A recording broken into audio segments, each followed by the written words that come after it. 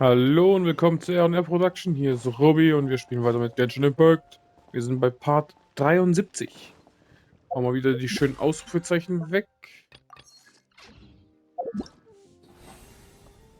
Ui, Freunde aus der Ferne. Das haben wir gemacht alles. Das haben wir. Das haben wir.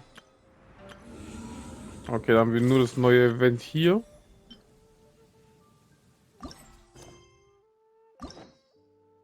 Schönes Legendenauftrag. Da. Schau dir den Aushang von Gasthaus Wangshu an. Eines Tages kommst du und Paimon am Gasthaus Wangshu vorbei. Dort erregte ein Aushang eure Aufmerksamkeit. Dann machen wir das. Aber wir haben noch mehr Ausrufezeichen. Aber leider könnt ihr das nicht sehen. Was haben wir da Schönes? Irgendwelche Aktualisierungen. Nur ein bisschen Kohle und ein paar Geschenke. Wer hat Geburtstag?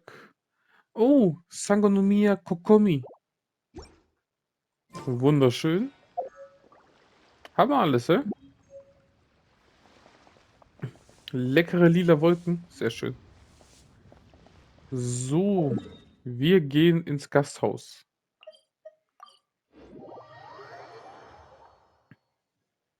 Mal schauen, was wir bekommen. Folgen wir mal hier. Zack. Ah ne, wir müssen ganz runter. Okay. Hey, Feuerwerk. Wunderschön. Ist es noch vom Laternenritual?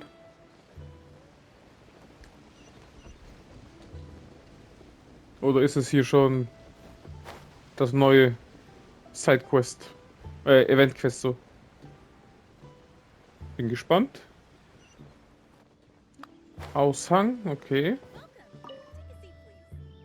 Wangshu Inn now hiring. Urgently seeking one temporary chef willing to pay top Mora, salary negotiable. Look, traveler, an urgent hiring notice and they're paying top Mora too! Oh, Paimon likes the sound of that. Seltsam, warum das Gasthaus Wangshu plötzlich einen Küchenchef? You're right, it is strange. Do you think something happened to Yenshao? Cause that guy barely lets anyone ever set foot in his kitchen. Doesn't exactly seem like the type to hire help. The notice says interested parties should go upstairs and talk to the innkeeper Huayan. Should we go and see what's up? Willst du fragen, was mit dem lächelnden Yang Xiao ist? Yeah, and we can ask about the pay while we're at it. Hauptsache Pay, hä? Immer das Geld. Unsere kleine Gierige. Nein. Ah. Nee, ich teleport.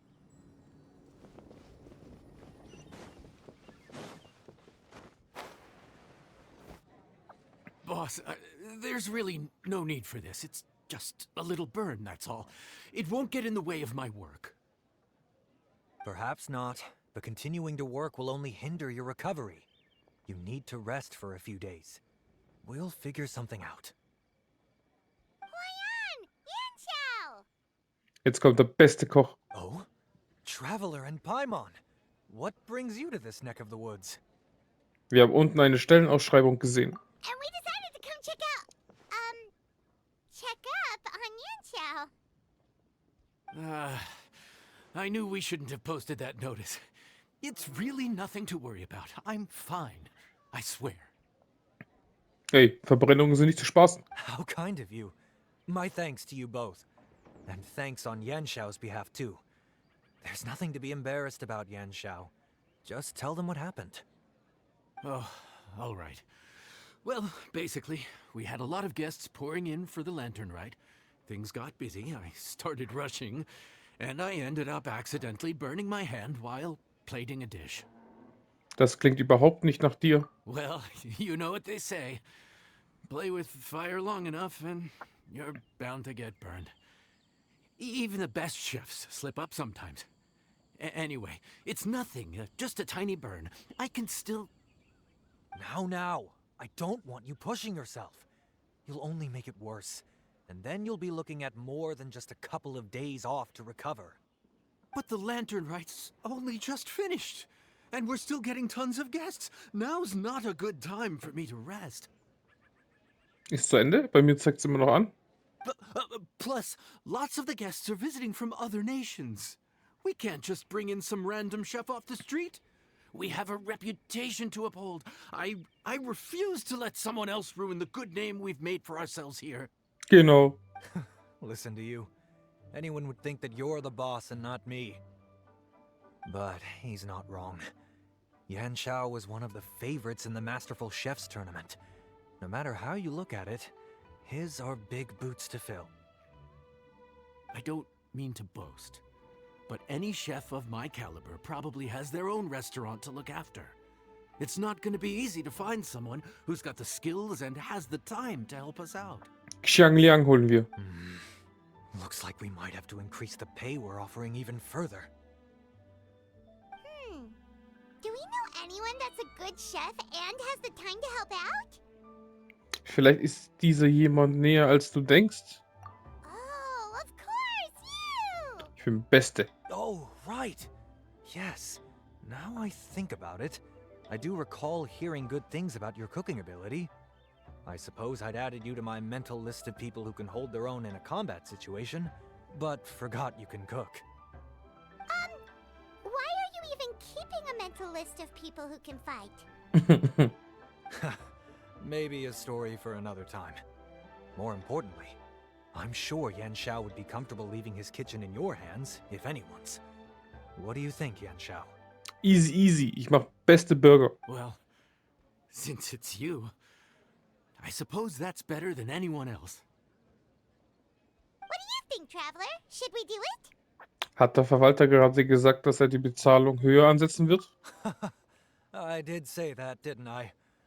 Well, I'm a man of my word. You'll be compensated generously for your work. Das hoffe ich doch. I should warn you that cooking for customers is quite a different ballgame from cooking for yourself, so I'll stick around the kitchen over the next few days to help smooth things over. Oh, so he's not leaving the kitchen after all? I believe there's some spare kitchenware here at the inn. Boss, would you mind? Of course, of course. I'll take care of it. Let's go.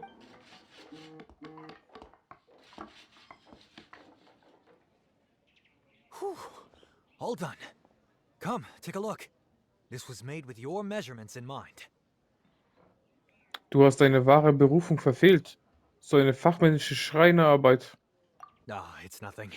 A little handicraft and elbow grease goes a long way. All right, Yan Xiao. I'll leave you to take it from here. You really went to all the trouble of building a new stovetop? What was wrong with the original? Boy, you really hate when people touch your stuff, huh? No, it's nothing like that. As Boss always says, hire who you trust and trust who you hire. I just thought the original setup might be a little, tall for you. Für dich sieht doch jeder klein aus, oder? Für mich wäre es dann nun kein Problem gewesen.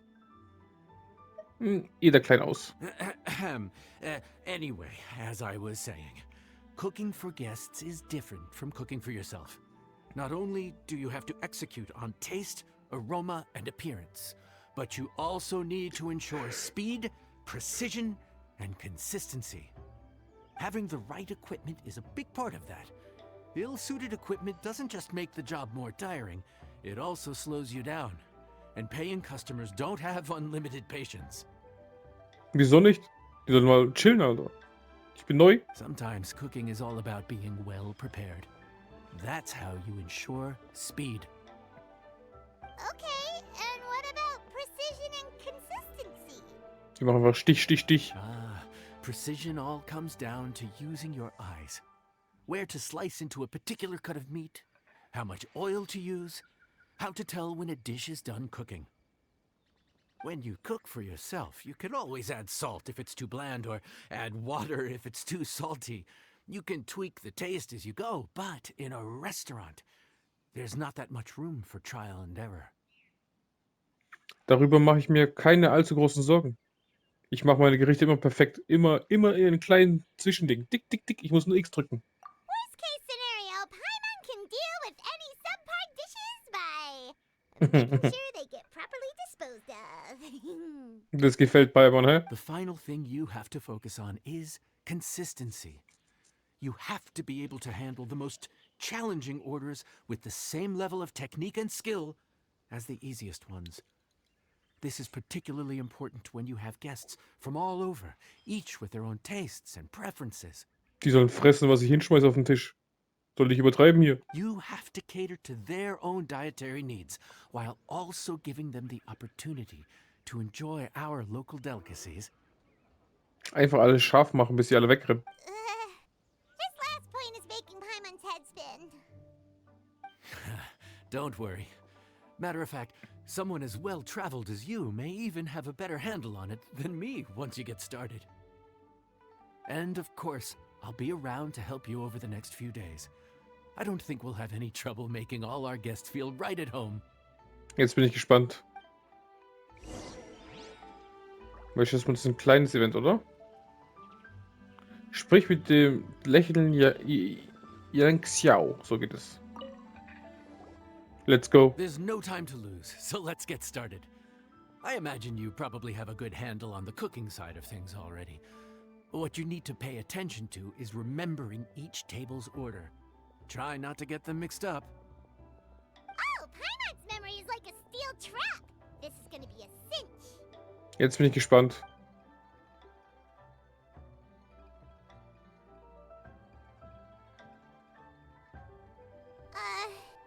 Which ticket are we on again? Table 1 was onions, but no chilies. Table 2 was chilies, but no onions. And table 3 was, table 3 was chilies, but hold the chilies? Wach auf, Paimon. Was Paimon just sleep floating?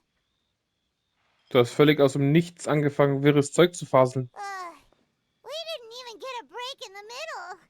Paimon's brain has turned to mush. Is it always this busy here? No, but this is peak season. You both did a mighty fine job for your first time serving guests at the inn. No problemo. Wir können alles. Luckily, all our customers were familiar faces this time around, so we didn't get any strange requests. Otherwise, today would have been even more challenging. No strange request? Someone asked for almond tofu drizzled in soy sauce. Even Paimon has never tried that combination. It's a wide world out there. People have all kinds of different tastes. Being able to cater to all is the real essence of Liyue cuisine. Also, the thing about requests is that they're usually very specific. So as long as you do what they asked, you're unlikely to have any issues. What's really tricky is when guests give you free rein to do anything you want. Excuse me. Are you still open by any chance? Stimme kommt mir bekannt vor. Paimon knows that voice. Let's go check it out. Ist es der mit dem Helm? Wie heißt denn der nochmal? What Genau. should we do? It doesn't look like anyone's here. Ferminett. If only we'd gotten here a bit sooner. Freminette? Freminett, Sehnsucht nach verborgenen Tiefen. Freminett war nie jemand vieler Worte, aber diejenigen, die ihn gut kennen, wissen, dass sich hinter seinem eiskalten, zurückgezogenen Äußeren ein aufrichtiges und schüchternes Herz verbirgt. Es gefällt ihm nicht, im Rampenlicht zu stehen. Die Blicke, Reaktionen und Meinungen anderer können bei ihm leicht zu Atembeschwerden führen. Als ein versierter Taucher, was heißt versierter? Versierter. Kennt das Wort gar nicht. Als ein versierter Taucher ist er es eher gewohnt, sich auf dem Meeresgrund zusammenzurollen, in der Schwerelosigkeit den Romaritime-Blumen sein Herz auszuschütten und den Genuss gegenseitiger Wärme mit ihnen zu teilen. Was den introvertierten Freminett besonders von anderen Tauchern unterscheidet, ist sein Unwille, Aufträge von außen anzunehmen. Seine Loyalität gebührt allein dem Hotel Buffets d'Ete. und den dazugehörigen, für ihn so kostbaren Familienmitgliedern. Katastrophe, die Namen schon wieder. Aber was heißt versiert? Nee, versierter. Als ein Versierter. Keine Ahnung, du. It's all right. If we start building a campfire now, we'll be eating before too long. Linney. Überragendes Talent. Ein verblüffender Zauberschau. In der Regel behält er immer ein fröhliches, zuversichtliches Lächeln, egal mit wem er spricht, und streut dann ab und zu einen kleinen Zaubertrick ein, sodass er auch auf jedem, mit dem er verkehrt, ein Lächeln aufs Gesicht zaubern kannst. Nur diejenigen, die ihm sehr nahestehen, wissen, dass das Bild, das der anderen von sich zeigt, auch Teil einer Zaubershow sein könnte. Nee, warte mal. Ja. Right. Besides, if anyone's to blame, it's Linny. So busy being a greedy culture vulture that he lost track of time. Linette. Linette, Eleganz im Schatten. Linnys Zwillingsschwester, ein stilles Mädchen, fast so still wie eine Katze, ist in Fontaine als Assistentin des großen Zauberers Linny bekannt. Obwohl sie sich auf der Bühne konzentriert und aufmerksam zeigt, ist sie abseits der Bühne recht wortkarg, verzieht selten eine Miene und vermeidet mit ihren Ausreden einen Bereitschaftsmodus alle unnötigen sozialen Kontakte. Nur ihre Familie, die sie sehr schätzt, kann dieses scheinbar unlösbare Rätsel durchschauen und ihr wahres Ich erkennen. Linny, Lynette, Fremine, it is you! Immer dieses Vorstellen mit dem Namen, die Schrift ist so klein, ich brauch eine Brille, Alter. Paimon? So, is the traveler here? Natürlich. The one only. Hallo zusammen. Traveler, Paimon! What a nice surprise! Hallo, hallo. Paimon was gonna say the same thing! We're just lending a helping hand at the inn. Ihr berichtet den Dreiern, was Anyway, Sache so ist. that's how we ended up here. But what about you guys? Don't tell us. Father sent you on another mission? No, quite the opposite, actually. We're in Liyue on vacation, and while we're here, I thought a cultural tour might be in order. Father said we deserve some rest after everything that happened recently. Otherwise, it could jeopardize our next mission. Katastrophe, It's hä? not every day we get this kind of opportunity. Linny thought it might be fun to spend some time in Liyue, especially since it's lantern rite season. Inspirationsausflug. Und was ist das? We could hardly pass up the opportunity to watch a Liyue-style magic show. Although, I think they call it conjuring here. In our time here, we've seen conjuring tricks incorporated into a Liyue opera show, and even a wushu dance. It was amazing. So, we decided to stay here for a few more days to see what other forms of inspiration this land might have in store for us. We visited Granny Roshin in Chingsa village not long ago, and today we continued our cultural tour in the area around here. Nicht schlecht. Jetzt habt ihr Hunger bekommen, hä? In the end, though, we lost track of time. We haven't even eaten anything yet.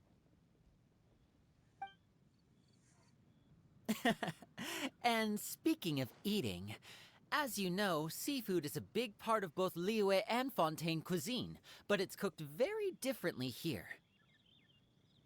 We simply had to try some local seafood after coming all this way. That's another reason why we decided to extend our trip. Oh, need any recommendations? What have you tried so far?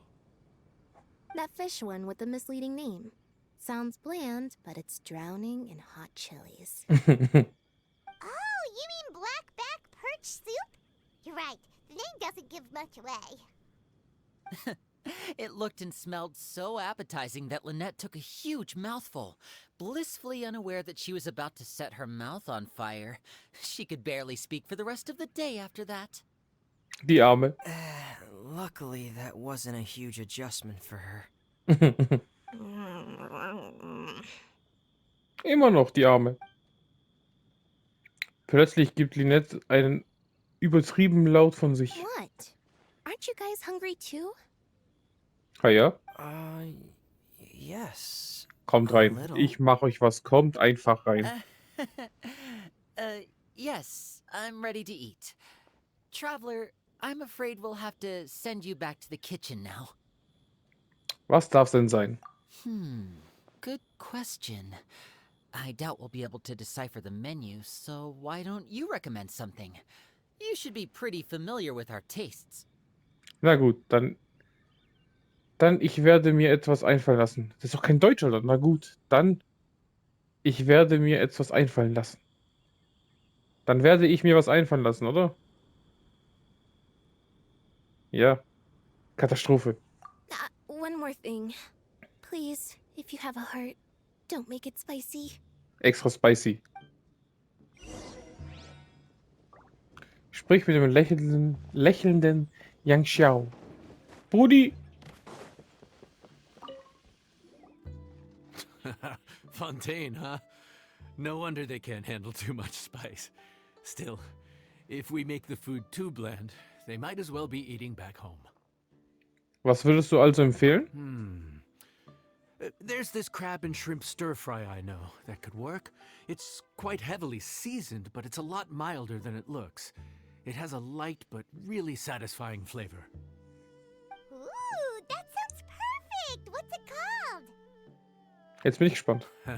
Well, this is where it gets interesting. They call it the Palace Jewels.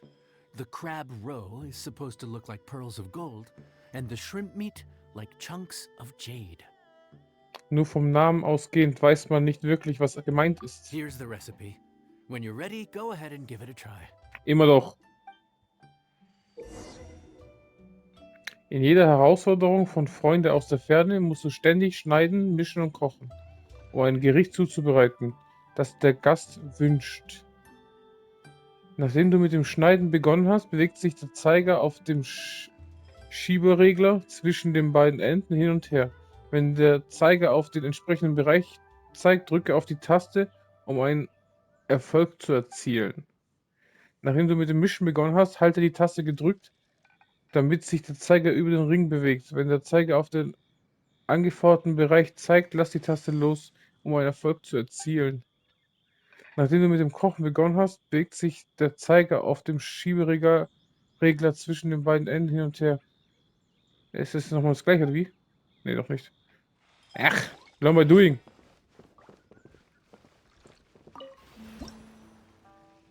Jetzt bin ich gespannt.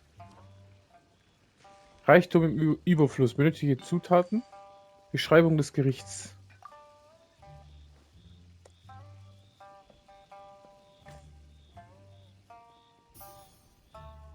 Schritt 1: Schneiden. Schneide das Goldfrischkraut und Garnelenfleisch. Drücke auf die Taste im richtigen Moment, um zu schneiden. Muss ich alle treffen? Nein, voll, schon daneben.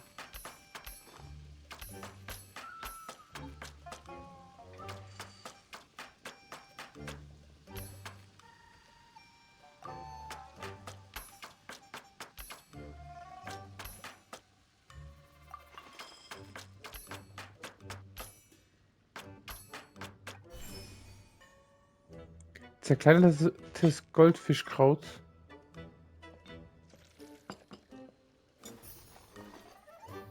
Mischen. Bereite die Vogeleier und das Mehl vor und paniere das Garnelenfleisch. Halte gedrückt und lasse im richtigen Moment los, um zu mischen.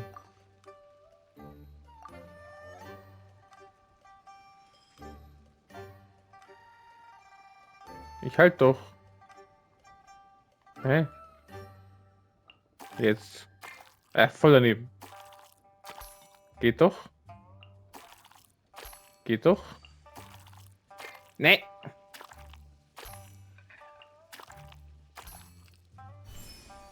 Mischen abgeschlossen. Panierte Garnelen mischen.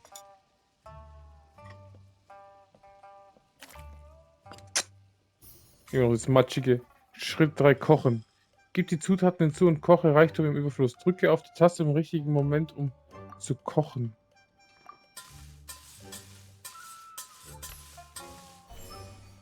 Okay.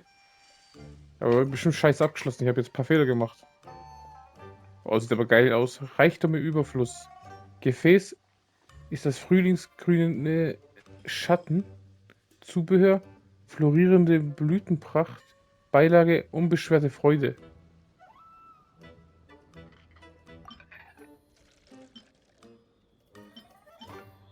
Der sieht doch farblich besser aus. Das hat was. Ne, Holz. Und Beilage? Flinkenkuchen. Ja, das gefällt mir.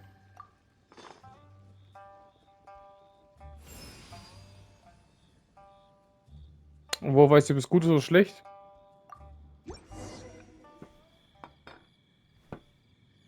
Sorry for the wait. This dish is called the Palace Jewels. Enjoy. Sieht mega aus. Würde ich direkt essen.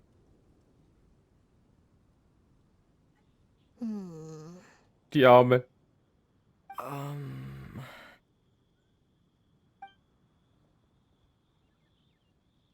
Yes. We meant to say, you two must be tired after a long day of work. Do you want to eat with us? Oh. Now that you mention it, Paimon is a little hungry. Well, if you insist, then who are we to refuse?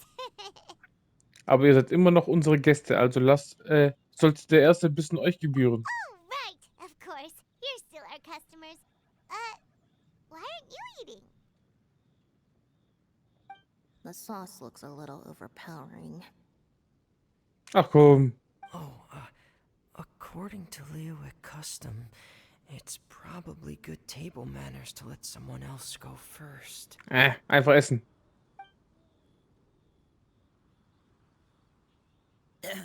Looks delicious, traveler. I guess I'll dig in first. Here goes. Ess jetzt. Heul nicht rum. What is it? Do you need some water? No. It's delicious. The flavor is so pure. It's drenched in sauce, but somehow it just enhances the natural flavor of the seafood. Try it for yourselves. Alright. Ey, wie? Ess doch einfach.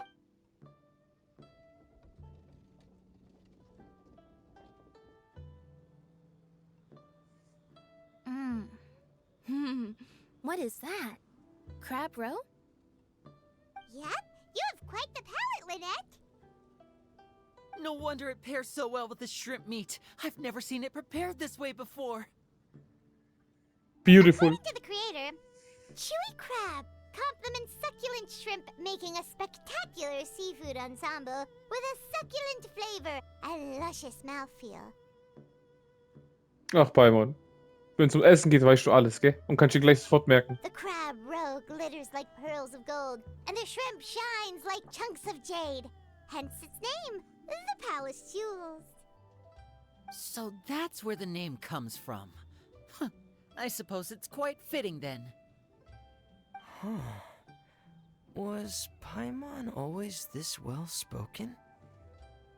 Sie hat die Beschreibung auf dem Rezept auswendig gelernt. This dish must be right up your alley, Lynette. Huh? It's half gone already? When did that happen? Das war wohl zu der Zeit, als du dich hier gerade aufgeplustert hast. I heard that in Liyue. The biggest compliment you can pay to the chef is to leave a clean plate. It's delicious. Thank you ever so much. No problem. Wait, don't fight over it! Hey, leave some for Paimon! Ich kann auch machen. Sprich mit dem Lächeln Yang Xiao. I think I'm finally getting the hang of chopsticks. Bist du noch am Üben, Feminette? Yeah. Well, Linny and Lynette picked it up in no time, but they're naturally dexterous. Unlike me, it's taken me a lot longer, but I'm slowly getting there. Feminette. Ich weiß nicht, ob du es schon gemerkt hast, du bist so ein bisschen wie der Faultier aus Zootopia. Mega langsam. Oh, speaking of chopsticks, In one of the shows we've seen here, someone performed a conjuring trick using a bowl and chopsticks. So, if I want to be a good magician's assistant, I need to keep practicing. Katastrophe. Lynette's not usually so forthcoming about what she likes. But this time, well, she's expressed it in more ways than one. I guess you've rubbed off on her too. Wo ist Linette? Or maybe your cooking is simply too delicious to resist. The next time our paths cross in Fontaine, you'll have to fire up your cooking skills for my other siblings as well. How does that sound, oh great master chef? Wie der große Zauberer wünscht. Oh yeah? Well then, I'll have to clear my schedule. Ja, ich sehe sie. Hallo. Let me guess where you're Calorie surplus detected. Digestion mode engaged. Es ist selten, dass du so einen Appetit hast. Yeah. Well, Lenny and I are usually careful about what we eat because we have to stay in performance shape. That, plus it's generally bad manners to overindulge at the dinner table. But once in a while, it's nice to treat yourself in the company of family. Besides, if I'd waited until my brothers were finished trying to out-polite each other, the food would have gone cold. Hast du gut gemacht. Yang Xiao, ich komme. Hab ich toll gemacht. So your friends like the dish, huh? Well done. Not bad at all for your first day on the job. There'll be more to come, so keep it up. No problemo. Hab ich gern gemacht. 45? Das sehe ich zum ersten Mal, dass du so eine krumme Zahl an Urgesteinen bekommst.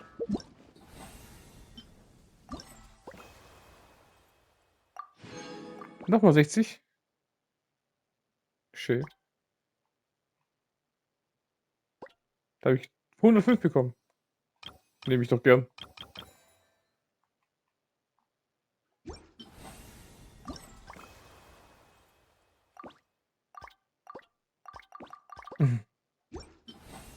So.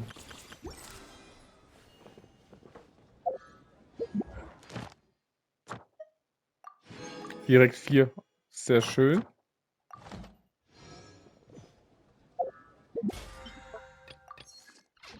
Nehme ich alles doch gerne an. Und hier haben wir 1039 plus 160. Macht knapp 1,2. Dauert also noch ein bisschen.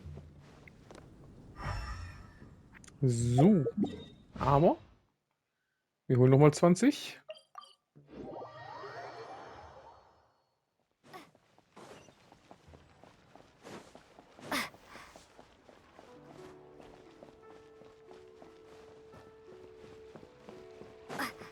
Ne, die zwei standen immer noch da hinten, also läuft jetzt noch das Laternenritual, oder? Thank you for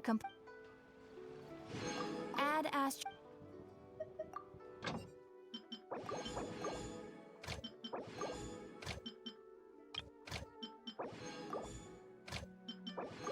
Easy.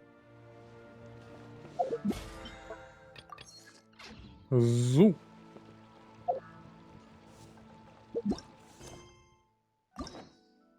Vier, okay. Jetzt sind alles Quest. Ich wollte doch einen Legendenauftrag machen. Ich würde sagen...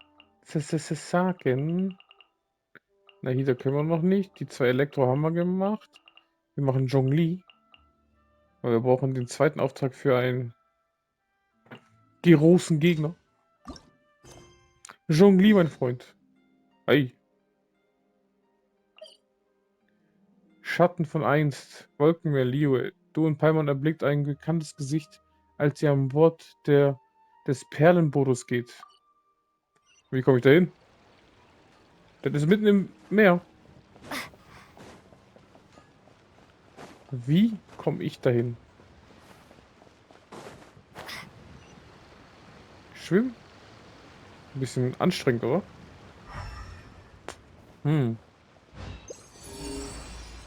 Ui. Da oben. Versuchen wir doch.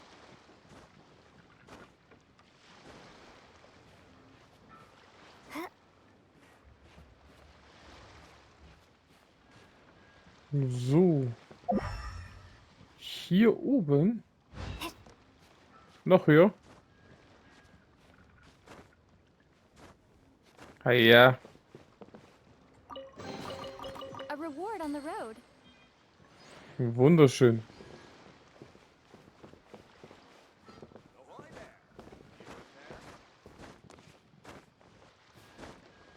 Ich sehe nix.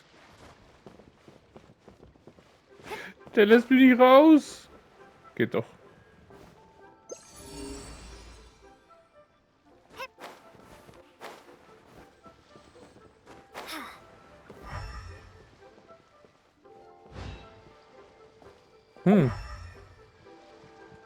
Ui. Geht doch. I'll keep this close.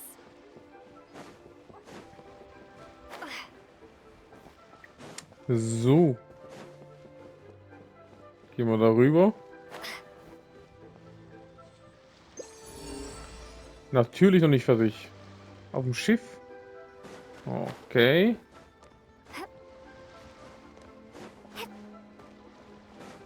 Schauen wir da mal rein. Oder doch nicht? Vielleicht hier oben?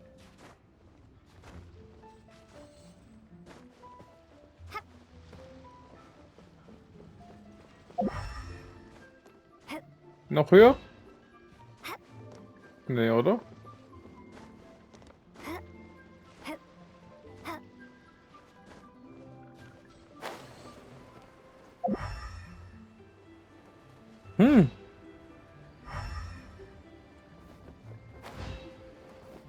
Hat doch aber hierher gezeigt, oder?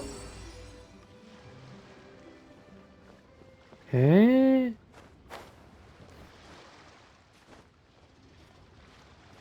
Zeigt hier hin? Aber irgendwie ist hier nichts, ne? Komisch. Very, very komisch. Oh Mann. Is this Ich habe auf die falsche from this world? Seite geschaut, Alter. Ah, aufs Schiff. Gehen wir doch. Sehe ich schon. Hallo. Ich bin's. Gib mir umsonst Zeug. Nehme ich doch immer gern. So. Das sieht gut aus. Da hinten nochmal. Und da muss ich hin. Is this an answer from this world? Soll ich jetzt echt schwimmen?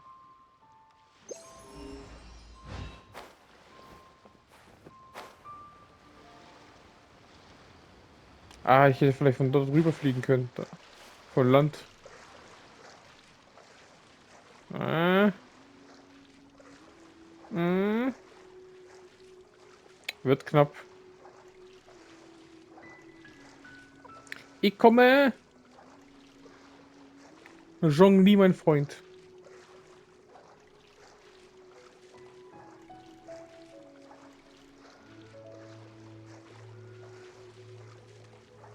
Ist ja noch ein bisschen. Kurz rüber, hoch da. Hälfte ist schon weg. Gefällt mir nicht. Oh, da ist ein Geococulus. Das ist schon mal gut.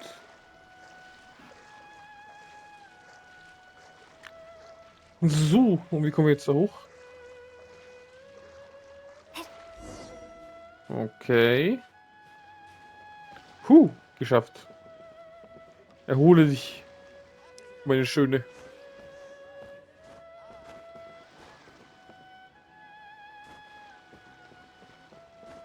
Ich sehe schon Zhongli. Gut. Nein. Was? Du bist auch eingeladen worden? Du wurdest aus das Perlenboot gebracht. Das war so in etwa der unkonventionellste Auftritt, den je ein Besucher auf dem Perlenboot gemacht hat. Oh, du bist nur hier, um dich umzuschauen, was? Kicher. Naja, insofern bist du nicht anders als jeder andere Gast. Jeder kommt nur, um sich umzuschauen. Dann gefällt ihnen, was sie sehen, und sie bleiben ein wenig länger. Ehe du dich versiehst, können sie sich nicht mehr wegschleppen. Trotz der, trotz der Stehgreifmittel, mit denen du hier angekommen bist, bist du ein sehr geschätzter Gast von weit her. Wir heißen dich wie jedem anderen willkommen. Es würde einfach schlechte Manieren zeigen, dich vor der Tür zu setzen, wenn du gerade erst angekommen bist. Aber wir können dich nicht gegen die Regeln verstoßen lassen, verstehst du? Sonst muss ich mich vor dem Chef verantworten. Welche Regeln? Eine einfache und eindeutige Regel. Gäste sind hier nur mit Einladung erlaubt. Die Mehrzahl derer, die sich trotz der Regel einschleichen, sind Kleinkriminelle mit dubiosen Absichten. Kicher, keine Sorge. Ich bin mir wohl bewusst, dass du dich aus Versehen eingeschlichen hast, ohne die Regeln zu kennen. Du bist kein Krimineller. Alle Gäste hier sind auf Einladung anwesend. Nach den Regeln des Chefs haben sie das Recht, auch andere Gäste einzuladen. Wenn du planst, öfter mal vorbeizukommen, sollst du dich also am besten unter die Gäste mischen und sehen, ob du einen von ihnen überreden kannst, dir einen Einladungsbrief zu geben. Ja, sicher doch. Ein kluger Typ. Ich mag deinen Stil. Gut, ich werde hier warten. Sprich mit Kike. Also muss ich mich jetzt hier einschleichen, obwohl ich schon hier drauf bin. Perfekt. Wo ist mein Geokokulus? Ich sehe ihn schon. Gehen wir von hier hoch. So. Perfekt. Wunderschön. Hier ist so eine Kiste. Oh Mann.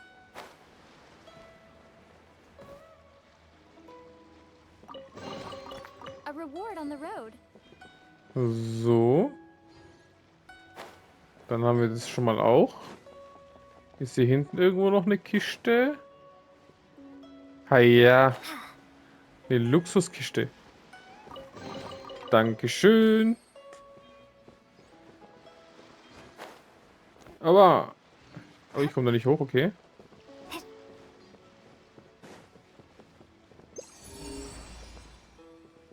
Immer noch Kisten. Okay. Versuchen wir da hinzukommen.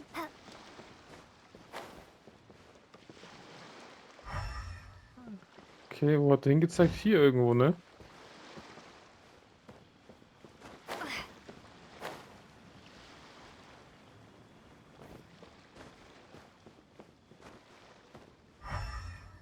Ah ja.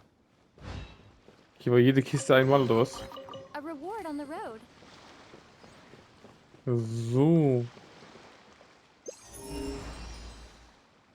Okay, hier ist nix. Kike soll ich ansprechen, ne? Hust, mein Hals. Seufzt. Du bist wegen der Oper hier? Es tut mir furchtbar leid, aber ich habe furchtbare Halsschmerzen. Deshalb kann ich jetzt wahrscheinlich nicht auftreten. Ach, könnte ich dann stattdessen einen Einladungsbrief bekommen? Einen Einladungsbrief? Du hast deinen immer noch nicht einen erhalten? Ich kann dir leider nicht helfen. Ich bin ja kein Gast. Sie haben mich nur für heute Abend gebucht, um hier zu singen. Ich muss gehen, sobald mein Auftritt beendet ist. Aber hust, mein Hals. Ich vermute, dass mein Auftritt eine Weile warten muss. Wie kann ich einen Einladungsbrief bekommen? Damit ich das richtig verstehe. Du suchst jemanden an Bord, der dir einen Einladungsbrief schreibt? Nun, dann ein kleiner Ratschlag, vergiss es. Niemand hier wird das für jemanden tun, den er nicht kennt. Tut mir leid, dass ich nicht deutlich bin, aber die Menschen sind einfach nicht bereit, ein solch Risiko einzugehen, wenn es um ihren Kopf geht. Du bist also zum Spaß hier, nehme ich an. Obwohl du irgendwie nicht ganz passend angezogen bist für den Anlass. Aber ich verstehe es. Du willst was Neues erleben, neue Leute kennenlernen und so weiter. Chancen wie diese sind selten. Hm, ich kann dir zwar nicht mit dem Einladungsbrief helfen, aber vielleicht kann ich dir helfen, legal an Bord zu bleiben. Als Gegenleistung musst du aber auch etwas für mich tun. Mein Hals tut mir im Moment sehr weh, aber ich brauche 3 Kingshinblumen, um einen wohltuenden Tee zu machen. Aber ich hatte noch keine Gelegenheit, das Boot zu verlassen. Kannst du mir 3 Kingshinblumen bringen? Ich werde das übernehmen. Fantastisch, fantastisch. Sobald du wieder da bist, weihe ich dich in meine Idee ein. Perle des Meeres. Hier. Hast du die Kingshim-Blumen gebracht? Ja, habe ich. Lass mich sehen. Ah, ja, da sind sie. Mein Lehrer schwor auf Kingshins gegen Halsschmerzen. Hoffentlich hilft das auch bei mir. Wie besprochen habe ich jetzt auch deinen Namen in die Liste der Künstler in der Operntruppe eingetragen. Das sollte dir über die Runden helfen, wenigstens so lange, wie ich an Bord bin. Das ist deine Chance. Hol dir den Einladungsbrief, solange du kannst. Warum hilfst du mir? Ach, weißt du, ich war einst in deiner Lage, damals, als ich noch studierte. Ich suchte ständig nach Gelegenheiten, mich weiterzuentwickeln und der Welt zu zeigen, wozu ich fähig bin. Sich alleine durchzuschlagen, das ist kein gutes Gefühl. Ich bin nur dank dir, der Hilfe meines Lehrers da, wo ich heute bin. Und jetzt, wo ich es geschafft habe, ist es an mir, auch ein wenig zurückzugeben. Jedenfalls verschone ich dich mit dem Rest meiner Lebensgeschichte. Ich habe Luoxia gesagt, dass ich dich auf der Liste der Künstler setze. Sie sagte, dass sie dich sehen will. Keine Sorge, ich habe alles genauer erläutert. Sie wird dir keinen Ärger bereiten. Let's go!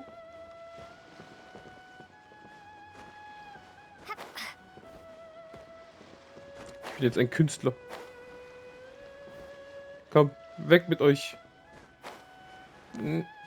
Kannst du nicht da hochklettern, meine Dame? Perfekt. Luxia, ich bin hier. Du hast offenbar immer noch keinen Einladungsbrief gefunden. Noch nicht, aber bald. Ich brauche einfach mehr Zeit. Ha, ich zweifle keine Minute an deiner Fähigkeit, einen Einladungsbrief oder was auch immer zu erhalten, wenn du genug Zeit hättest. Aber dafür gibt es doch keinen Anlass mehr. Deine bisherigen Leistungen haben sich bereits bezahlt gemacht. Ich hörte, dass du von allen Gästen, mit denen du gesprochen hast, abgewiesen wurdest. Aber ich habe noch etwas anderes gehört. Suer befragt im Geheimen das gesamte Bordpersonal, mit welchen Gästen sie sich am besten unterhalten und mit welchen sie am leichtesten eine Beziehung aufbauen können. In Zwischenzeit hat Kike soeben deinen Namen auf die Liste ihrer Künstler gesetzt. Sie betont, dass du ein Neuzugang in letzter Minute bist, dass ich dich nicht so voreilig von Bord werfen sollte.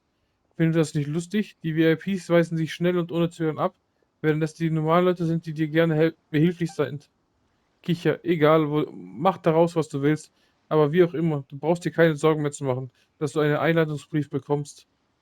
Die ganze Sache, dich um einen Einladungsbrief betteln durch die Gegend zu schicken, war nur eine kleine Idee, die unser Chef hatte. Er hat dir sogar vor einiger Zeit persönlich einen Einladungsbrief geschickt und sie mir überreicht. Er meinte, ich soll dir erst davon erzählen, wenn du dich um alles andere gekümmert hast. Von jetzt an kannst du auf dem Perlenboot kommen und gehen, wie es dir gefällt. Wer ist der Boss? Er heißt Roran. Vielleicht hast du ihn schon einmal getroffen. Ich habe dir alles gesagt, was ich dir sagen kann.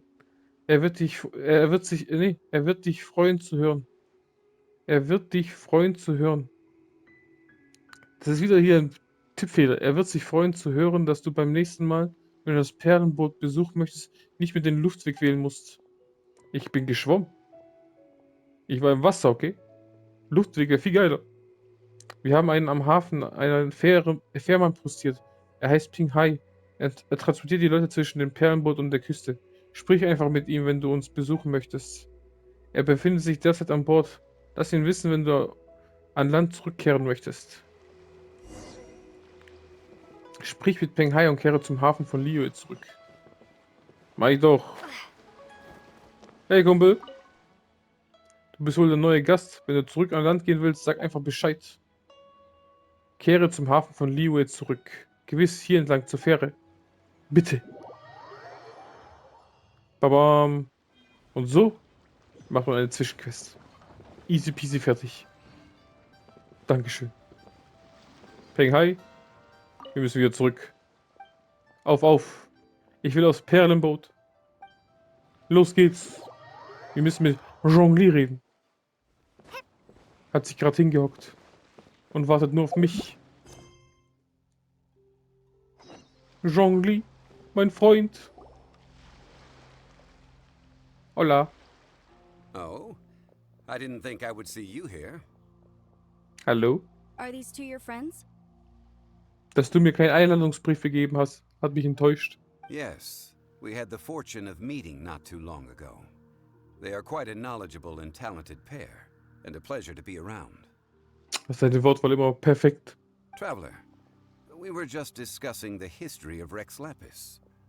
Would you like to listen? Ist es nicht komisch, über dich selber so zu reden? This, good sir, seems not to appreciate the almighty power of the Lord of Geo. As a professional archaeologist, I'm inclined to correct some of his erroneous views. Tatsächlich ist er. We are discussing the whereabouts of the first Mora. The first Mora? Oh, das gefällt Paimon, ne? As everyone knows, the Lord of Geo taught the ancient people of Liyue the craft of smelting, creating goods that allowed them to develop trade with the early nations of that time. Today, Liyue holds the sole right to cast Mora in the entire continent of Tevat. The world's very first Mora should have been cast by the hands of the Lord of Geo himself thousands of years ago. Das glaube ich nicht. According to my research, as well as my own hypothesis, I believe that this coin of unique historical significance has been passed down secretly through the years as a kind of token. Glaube ich auch nicht. For example, perhaps the Qixing who control the Liyue use it in some kind of unknown ceremony they hold when they come to power. Glaube ich immer noch nicht. No. My research indicates that the first Mora coin is not such a simple thing. Jetzt bin ich gespannt. Mora is a catalyst. This we all know. Even today, Mora is used in the mystic arts for its curious properties of weapon enhancement. The world's first Mora would no doubt possess the strongest power. My next historical treatise will boldly expound on the newest findings from my intense decade-long research. That is, that the Lord of Geo used this original Mora as a catalyst to enhance a dagger and a sword. Jetzt ist schon mehr Geschichte als irgendwie was anderes, ne? A dagger and a sword? Well, buy the book when it comes out to read the full story. For now, I will only reveal this. The one who finds the dagger shall become supreme in Liyue, and the one who finds the sword may be crowned Liyue's sovereign. Mehr Fantasie als Archäologe, hä? I can't say I agree. Let us not speak of the authenticity of the dagger and sword first. But Mora and money came about simply because they are a convenient measure of a contract's value. Rex Lapis just meant for Mora to serve as a catalyst for people to exchange and trade. The world's first Mora is probably just an ordinary coin created by Rex Lapis. As for its fate, the same as all Mora, I suspect. It was simply spent somewhere. I think that Mr. Hanshua's hypothesis seems reasonable. Mr. Zhongli's argument, on the other hand, lacks any evidence. How can you so easily dismiss the Lord of Geo's profound foresight? Hey, ist der Lord Geo. No, I am not debating right or wrong. I am simply stating a fact. Enough. Do you think you understand the Lord of Geo more than me? Tatsächlich ist er. I know but little about history, and I wouldn't dare to brag. But discussion is meaningless if everyone has the same opinion, no? Well then, answer me this. Long ago, when Liyue Harbor was being constructed, the Lord of Geo taught the people how to build houses. The model home he used to teach them was completely cast from Mora, correct? Glaube ich auch nicht. That is correct, indeed. Okay, then tell me.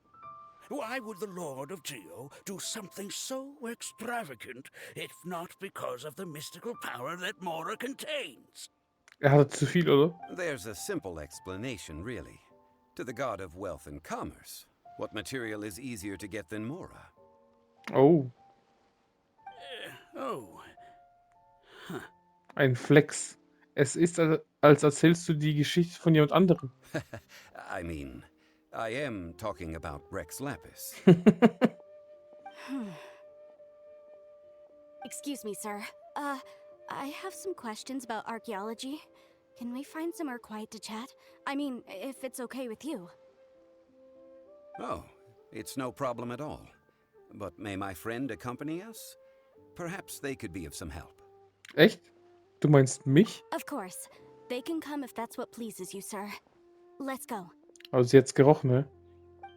Wer er ist, wer der echte, der Maestro, der King auf ganz Liyue. Wo ist der One Only? Da oben? Perfekt. What I'm about to say is a bit disrespectful of the Lord of Geo and would draw a lot of angry looks. So it's best to discuss this somewhere quiet. Your argument just now exhibited acuteness of speech and thought.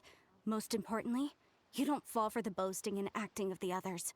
You remain objective. So I have a question for you. Perhaps you will answer differently from other scholars.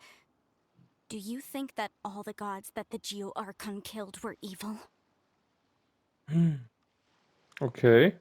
Let's not analyze it in terms of good versus evil. Rex Lapis placed great importance on the integrity of contracts. So any gods he killed certainly must have broken some kind of contract.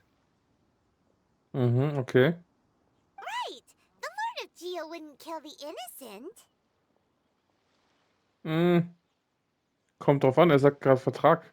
Wenn der Vertrag irgendwie was, sagt man, Schlechtes darbietet oder eine Falle getappt wäre, ist er ja immer noch ein Vertrag, ne?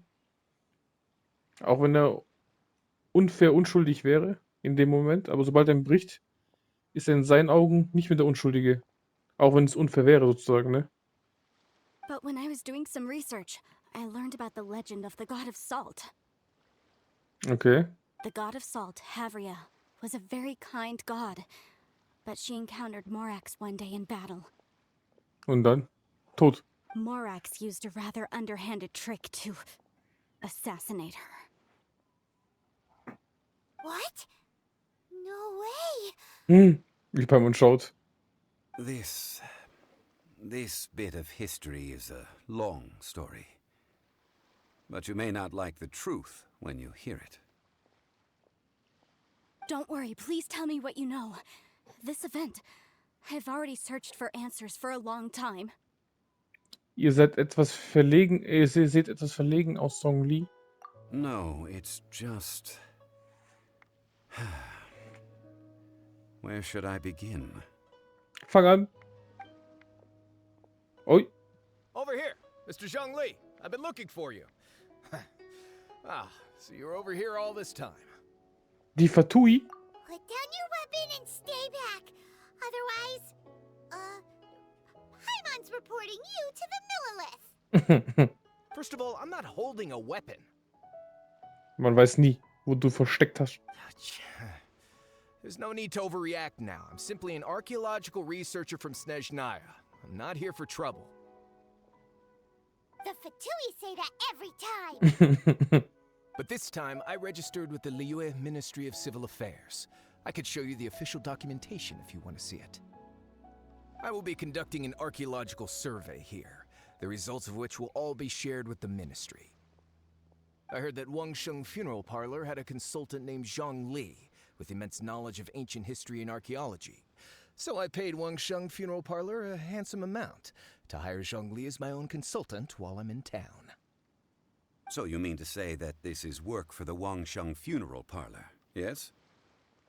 Ich denke, das ist das Beste, vorsichtig zu sein. Well, since it's work, I don't have a choice.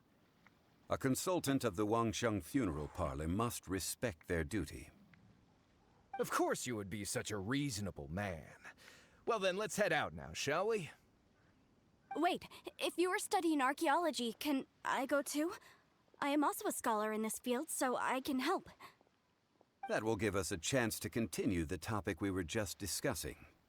Oh, and you should tag along too. Warum nicht? Ich weiß wirklich nichts über Archäologie. This experience may be of help to you on your future adventures. Okay, hast du mich überredet. It is a story from before the rise of the Seven.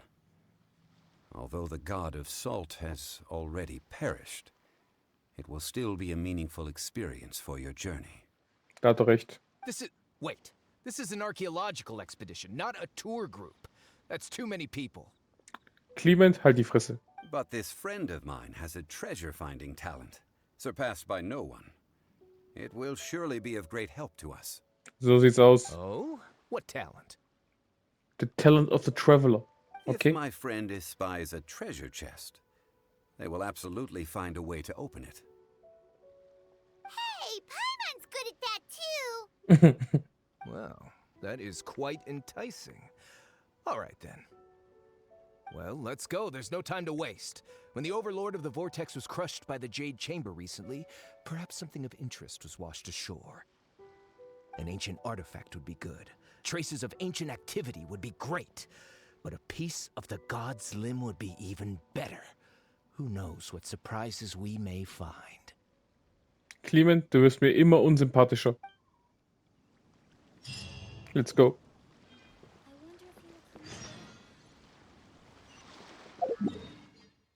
Wo gehen wir hin? Oi. Ich bin bereit, auf alle Strapazen zu reagieren.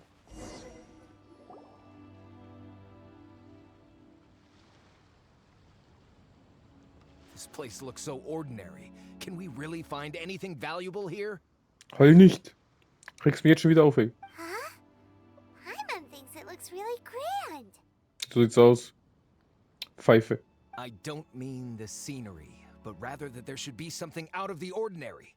A big battle did just occur and all, and I don't even know where to begin looking here. Guyan Stone Forest is actually the perfect place to be, if you wish to learn about the gods or the history of the Archon War. Legend has it that Rex Lapis threw spears made of large rock into the sea here, piercing and crushing the Overlord of the Vortex. Nicht schlecht. After many years of wind erosion, those stone spears have turned into the unique rock formations we see now. These mountains were the Lord of Geo's weapons? Nicht schlecht, hä? What we see now is just the part of them that remains. The stone spears hurled by Rex Lapis all those years ago were much greater, both in number and in size. Eiskalt. But due to the different angles they landed at, their large centers of mass, erosion by seawater, and years of gravity, many of them have been completely swallowed by the sea. Krass. So besides wind erosion, the initial collapsing of the stone spears also played a big part in the formation of Guyan Stone Forest.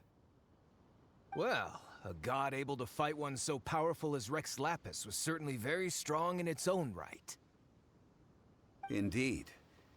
This is where the value lies in research at Guyan Stone Forest. Most of the objects from that time were lost to the sea. But the gigantic waves created by the Overlord of the Vortex have given those sunken objects a chance to see the light of day again. Ooh. So you're saying that if we look carefully, we'll be able to get very, very rich. I mean, rich with archaeological knowledge and historical value, yes? That's Sicher, all I sicher, seek in sicher, life. sicher. Das hast du gemeint. Well, since we brought so many people, I think it would be best to split up and look. Okay then, I will go with my friend here. Although I have a smattering of knowledge in various disciplines, when it comes to archaeology, I can't compete with the expert here. Huh? Me? What's the matter? This is your profession. Why are you so surprised? I get it. I'll escort him then. Okay. If we find anything valuable or rare, let's meet on the shore opposite from here. Verstanden. The ancient god probably left behind lots of elemental marks. Following them should make our search much easier. Well, go ahead then. Use your elemental sight to look for any marks. Machen wir doch gleich.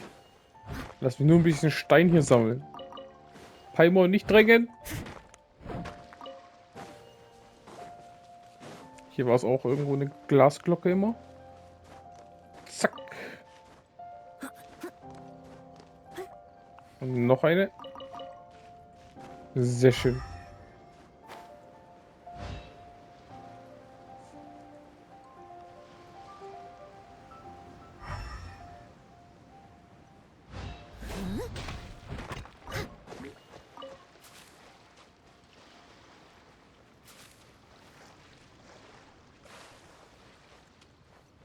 Wieder la la la la la la la la la la la.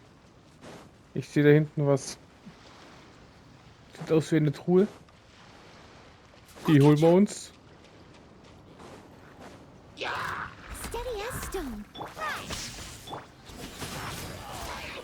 Hier zerstören. Komm her.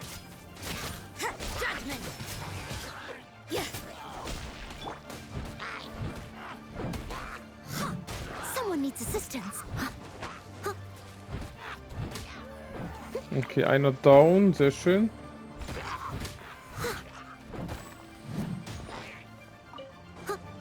Komm her.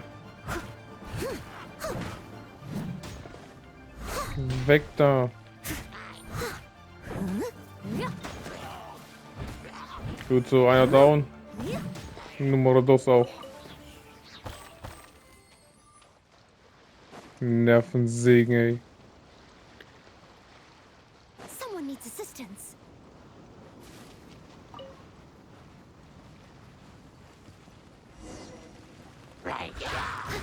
Lightning flash! Yeah! Shiver! Shiver? Kommt her. Take this! Geht doch. You can't run!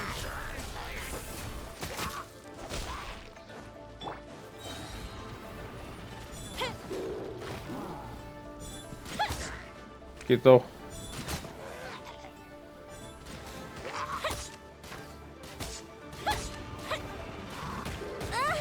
Hey.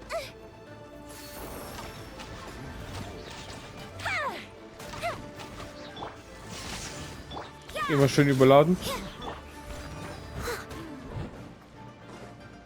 Komm her, Kleiner. Du gibst mir Leben, oder? Sehr schön. Lightning flash! Gut so. Schön verteilen, Rosario. You can't run! Geht doch. Why are there enemies here? Guyan Stone Forest is a place where a god was defeated, and its remnants still affect the area to this day.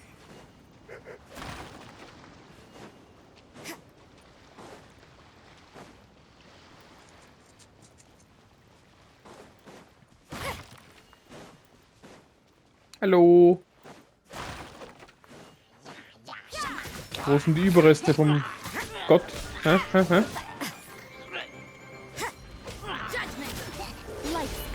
Lights out. Take this! The fuse is lit! Here comes the fire! Boom.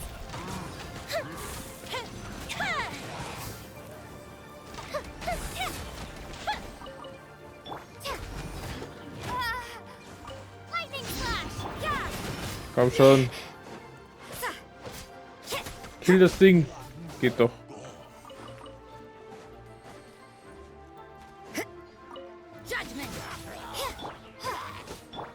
Judgment. Stone unturned. Mit Vernichtung. Heilen wir erstmal ein bisschen so.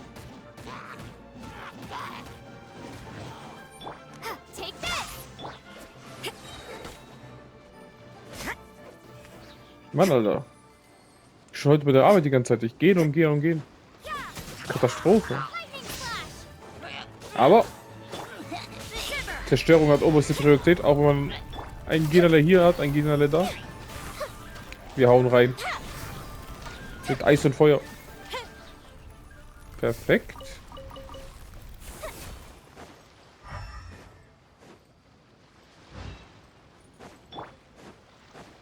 Leave it all to me. Gefährlich.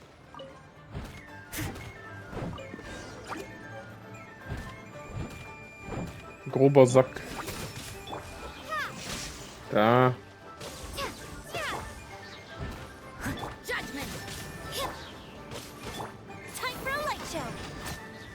Eier down.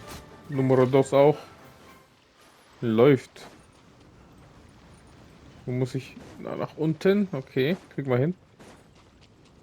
Dann gehen wir hier durch. Keine Lust dagegen, die ganzen Viecher zu kämpfen.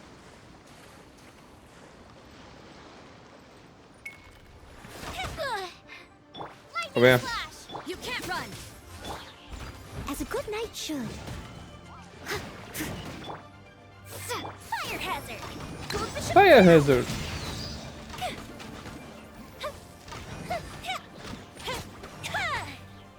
Gib ihm.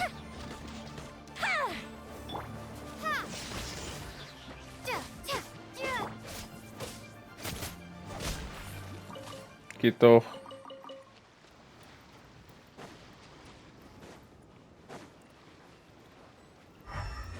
They're gathering together here. But why?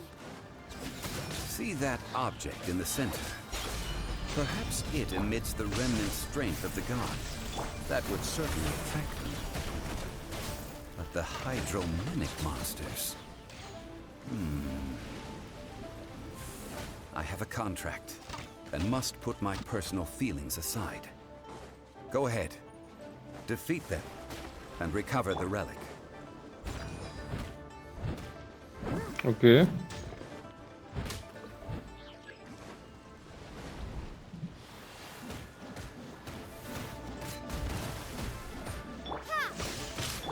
Aber schnell zerstören. Boom. Komm her.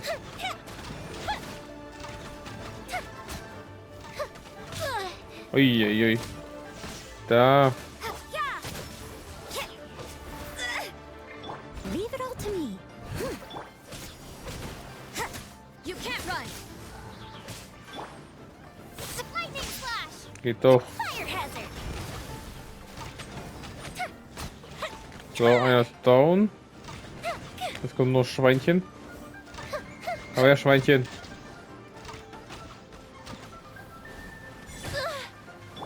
Also jetzt der schon richtig. Steady as stone. Heilen wir, heilen wir, heilen wir, komm. Time to clean up.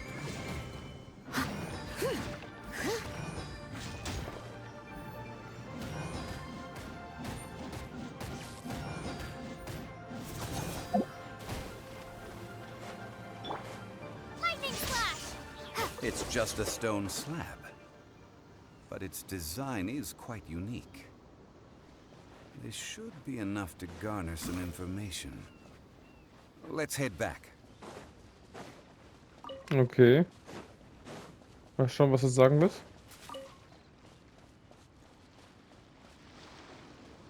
I'll catch up. Erstmal ganze Steine hier sammeln.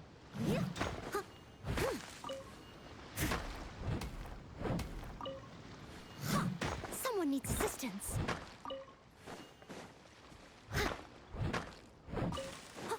So, schön. You call yourself a scholar of archaeology? You can't even recognize this or that. What are you good for? Also der Fatui, der regt mich mehr und mehr auf. Ich bin kurz davor, links, rechts, oben, unten, dann Knie ins Gesicht. We all have our areas of expertise. I already tried very hard to explain. Oh, stop arguing. What in the world happened? This girl just keeps bragging about how she's an archaeologist, but she doesn't even know anything about the surrounding ruins. I even know more than her. She left me to rely solely on guessing, experience, to find anything valuable to take back. Oh, what a waste of time. Clement, aufpassen. I've just been researching the god of Salz, so I'm not familiar with sea relics. Is that so strange? Man sollte keinen fehlenden Grundkenntnis in seinem Feld haben. Es ist etwas seltsam. And you kept asking about how much Mora everything is worth. Can the value of relics only be measured in Mora? Isn't measuring their value in Mora the easiest way?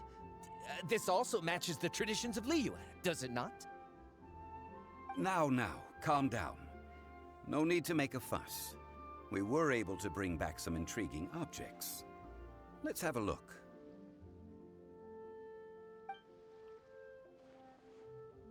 Jetzt bin ich gespannt. What a shame. These objects were indeed washed ashore by the Overlord of the Vortex, but they have nothing to do with the god besides being in the vicinity at the time.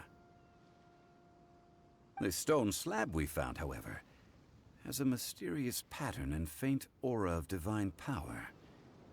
Perhaps it will be useful for research purposes. Quick, give it to me. Hey. At least we didn't come for nothing. The power of the gods, yes! This is good. Oh, but these other objects are certainly worth a little something, right? It should be enough to cover the cost of hiring you. It's all mine. Also ich bin jetzt bereit, links, rechts auszuholen.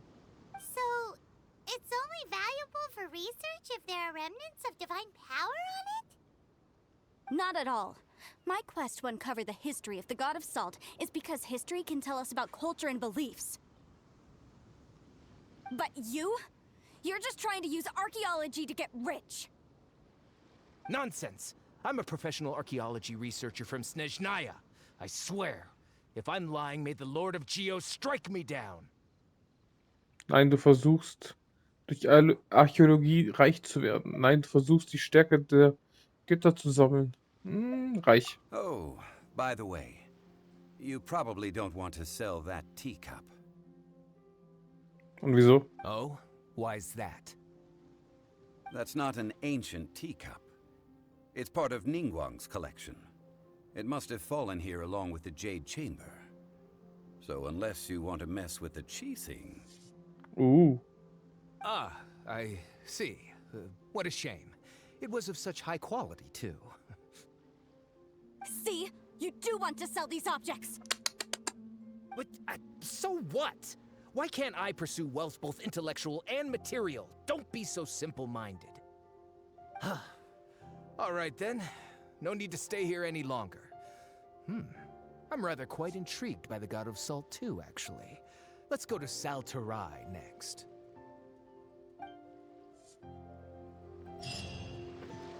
Let's go.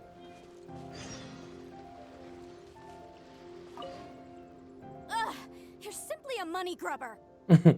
And what are you, then? All you think about is digging up valuable relics every day.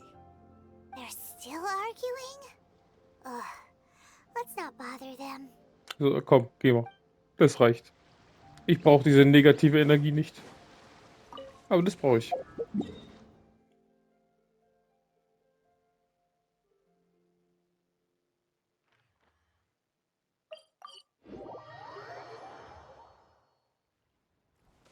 Auf in die Richtung, hä?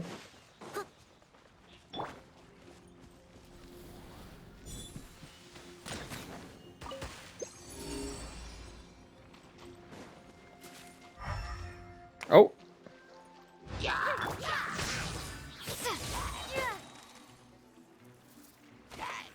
Hey. Komm her, du Nervensäge. I must leave no stone unturned. Erstmal heilen. Take this!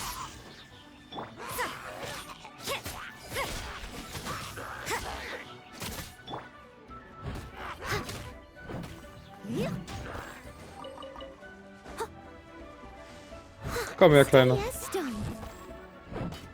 Lightning flash! Sehr schön. There are a few interesting trinkets here.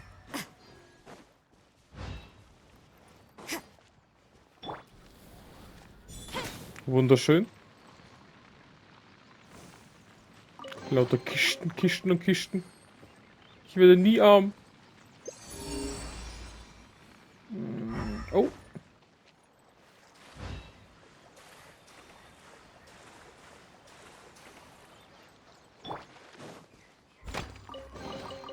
A little dusty. Aber nur a little, hä? Nur a little. Someone needs assistance.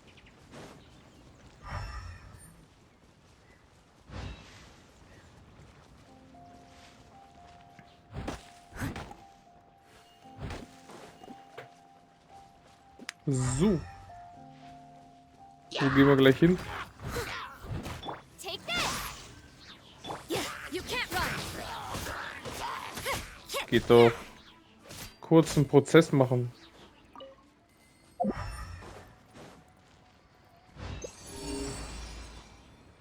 Perfekt.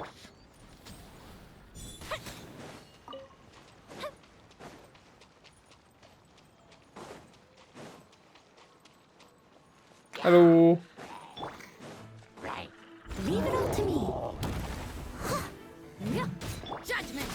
Lights out. Aber noch ein bisschen Eis hier rein. Time for a light show. Go the ship down. Boom. Immer schön überladen.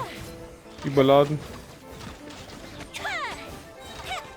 Lightning flash. Geht doch.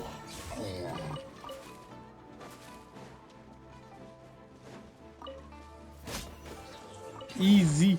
I'll keep this close. Mega easy.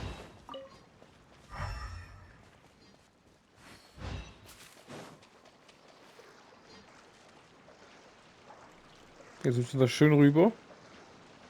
Mal schauen, was da gibt's. Also auf jeden Fall ein Grabstein oder irgendwie sowas ähnliches.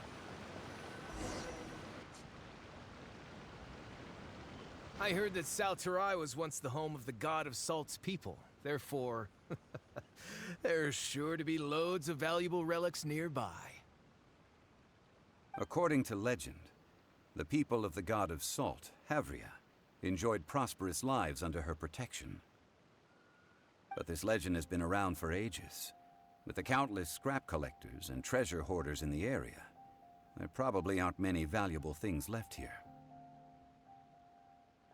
Oh, good. That's just great. If I knew it was picked this clean before, I wouldn't have come. Der Typ. Unsympathischer mit jeder Sekunde. About that, I know there's a ruin deep in this cave here. It's related to the god of Salt, which is actually how the area originally got its name of Salterai. However, the ruin entrance has been sealed by a mysterious power. Nobody has been able to break the seal. I found a mechanism that seemed to be related to the seal, but when I undid the mechanism, the seal wasn't affected at all. So at the moment, the seal's origin and how to break it are very important topics in my research on the god of Salt. Gibt es eine Verbindung zum Volk der Göttin des Salzes? Gibt es eine Verbindung zu Rex Lapis? I don't know. There's no concrete evidence. But I'm pretty sure the seal is meant to hide some kind of long-forgotten truth. The god of Salt was a benevolent god, adored by the people, not to mention powerful. She wouldn't have any kind of shameful secrets to hide. Irgendwas stimmt bei der Geschichte nicht. So, the one who wants to hide some truth is very possibly her killer, Morax. Das ist ja. Warum steht er hier gechillt so da? Irgendwas stimmt nicht. Irgendwas anderes passiert. This doesn't sound like something the Lord of Geo would do, though. Who cares about all that? It sounds like countless treasures of the god of Salt lie within this ruin, just waiting for someone to find them, right? You weren't listening at all, were you? Ugh. Even if there's a mountain of treasures inside, nobody can get in if the seal isn't broken. Ah, but we have the illustrious Mr. Zhongli with us. He looks like he knows just about everything. A little seal shouldn't be any trouble for him. This seal seems to be quite ancient. Even Mr. Zhongli may not know all of its secrets. Jetzt sagt er, eigentlich schon. I may know something about it. What? Over the years, I've heard various rumors with bits of knowledge about seals. Although their references seem rather disorderly, they do in fact contain the secret to breaking seals. Let's go take a look at the mechanism Miss Wanyan just mentioned. Okay, since Mr. Zhongli says so, follow me then. Jetzt bin ich gespannt. Antike Stelle. Mit Salz versiegelt und für unwürdig verschlossen. Für Unwürdige?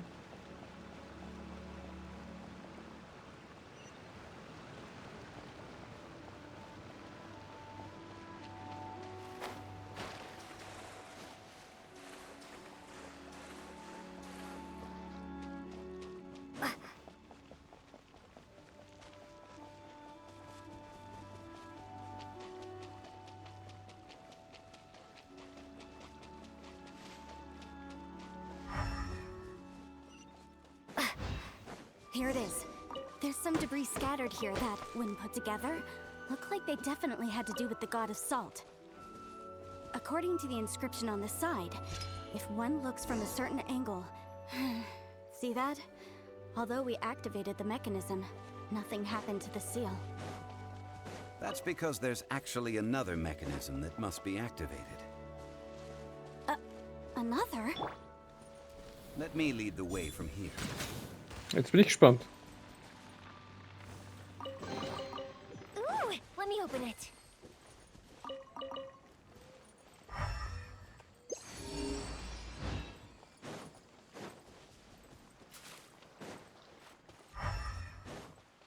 Was auf der Insel? Auf dem kleinen Ding hier?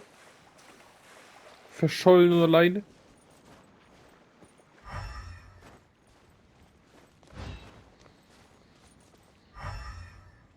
Oh nee, ich bräuchte den...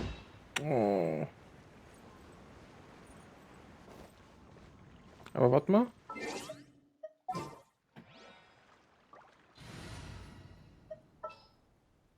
Geht es auch mit... At the ready. Mit Amber ihrer? Weiß ich gerade gar nicht.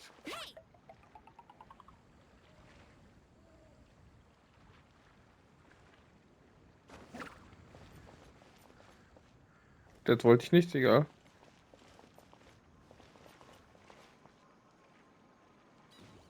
Wenn dieser draufsteht und ich dahin gehe, reicht es auch?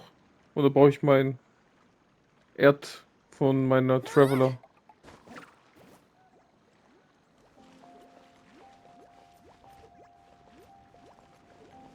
Perfekt. I'll race you there. Zu langsam? Aber wir wissen jetzt, es geht, okay.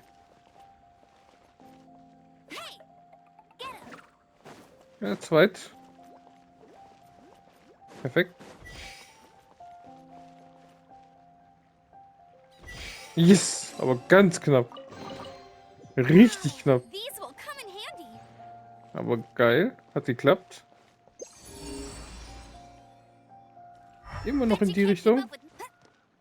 Oh, ist da drin was? Nee, ist nur eine abgebrochene Säule. Da hinten ist irgendwas. Komme ich da hin? Oder ist es zu weit weg?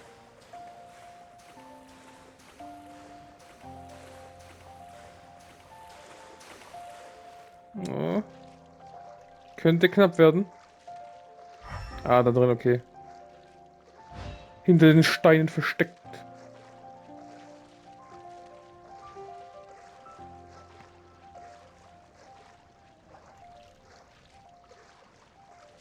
Das sieht irgendwie aus wie Mondstadt. Ja, gehe schon Richtung Mondstadt.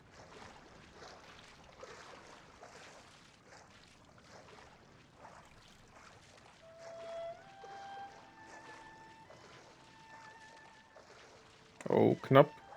Aber geschafft.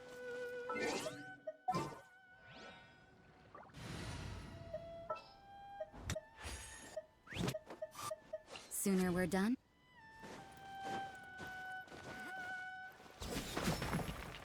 I must leave no stone unturned. Perfekt. Ich kenne da nix. Auf damit. So. Noch höher, aber kletter ich jetzt nicht hoch. Machen wir die Story hier weiter.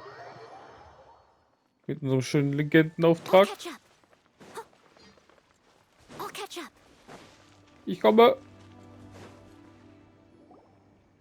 This place seems familiar. Huh, I remember. I think there's some elemental monuments here. So you're saying they're related to all this? When I investigated the seal last time, I had someone with a vision accompany me. But when we lit up all the elemental monuments, nothing happened. That's because you don't just need to activate them at the same time, but in a certain order as well. Otherwise, the seal will not be broken. Okay. The secret to this puzzle is hidden in the legends about the Archon War. Tianheng in the south, Yaoguang in the east, Jueyun in the west, Qingce in the north. All desolate and devoid of life. Liyue is vast, Yet even one haven is hard to find. Also der Süden, Osten, Westen, Norden. Also unten, rechts, links, oben. Unten, rechts, links, oben. To the north, to the east. Do the people of Liyue always talk in riddles? I think I've heard this saying before. Certainly you have. And the contents of this saying are also related to the god of salt. To provide a haven for her people, whose lives had been ravaged by the Archon War, this benevolent god searched all across Liyue. Aber irgendwas Komisches passiert. Kann doch nicht sein. At that time, with the chaotic fires of war engulfing the land, even one sliver of peace was a luxury. And that haven she eventually found is right here. Today, it is known as Salz. How sad then. In the end, this peaceful place was destroyed by Morax. Wieso ist sie so fixiert, dass es Morax war? Woher will sie es wissen? Okay, enough with these ancient stories. Now that we have the clue, hurry up and break the seal. Whatever happened doesn't matter as long as we can get inside that ruin. Tianheng in the south, Yaoguang in the east, Jueyun in the west, Qingse in the north. With this clue, you should be able to solve the puzzle. Also unten Süden, rechts Osten, links Westen, oben Norden. Würde ich mal schätzen, die Reihenfolge. N ist die Richtung. Dann heißt es N. Das ist der letzte. Das ist Westen. Da machen wir Osten. Da machen wir hier unten irgendwo das Süden. Wenn wir von hier dahin schauen, ja. Das sieht ungefähr so aus, ne? Fangen wir dann mit hier an. Süden. Osten.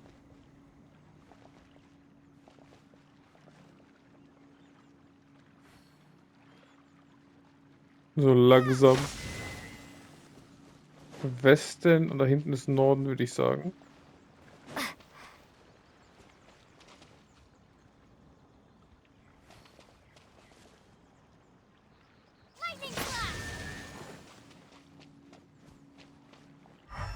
Hoffen wir, das klappt.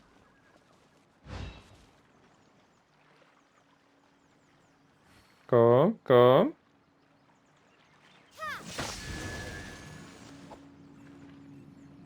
Ah ja, easy.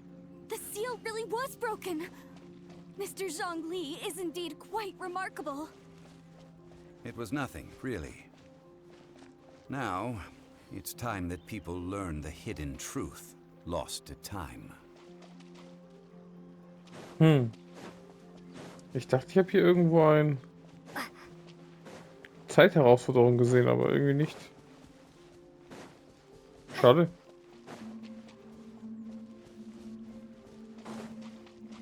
Von da hinten sah es irgendwie so aus, ne?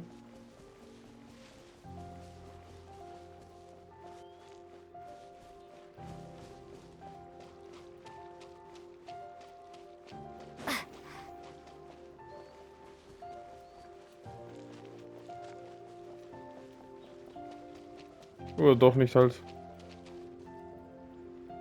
Schade.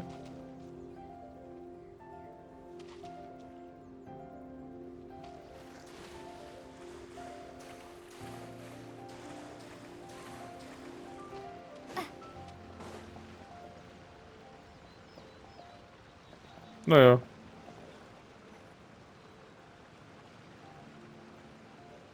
Before entering the ruin, I have a proposal that will help us prevent the kind of senseless arguing between you two that we saw at Guyenstone Forest. Okay. What is it? I propose you two agree upon a contract, stipulating that we alternate who gets claim to each treasure we encounter, with only one object permitted per claim. To show my sincerity, I won't be taking any treasure. This will just be between you all. Ich werde auch keine nehmen. Hey! Don't pass an opportunity like this up so easily! I don't agree. I mean, you want me to split the treasure with this amateur archaeologist? No, absolutely not. I don't agree either. He will only defile the precious relics left behind by the god of salt. I can't accept this.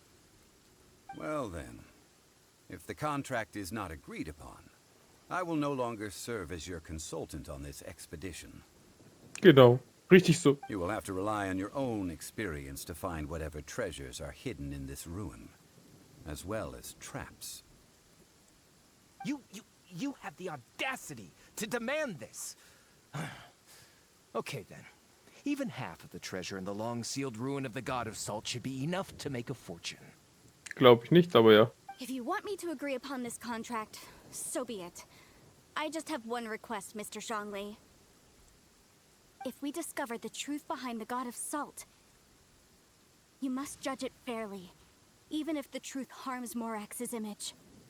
Kein Problem. I can accept this arrangement. Well then, let's go.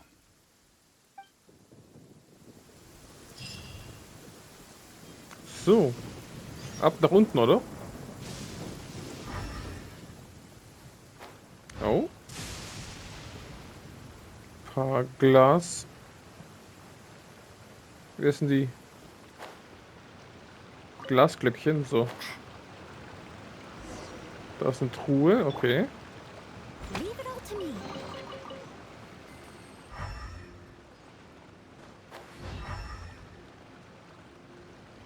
Und da geht's rein.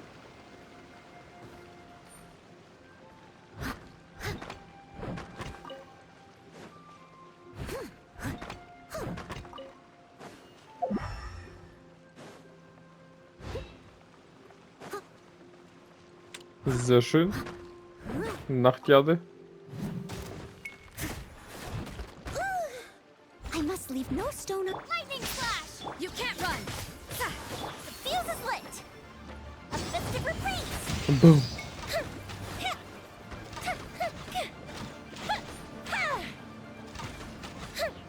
Nervensägen.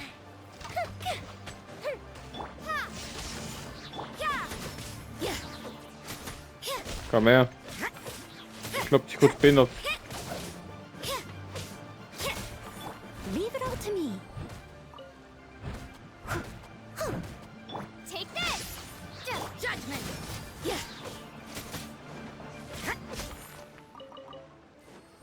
So.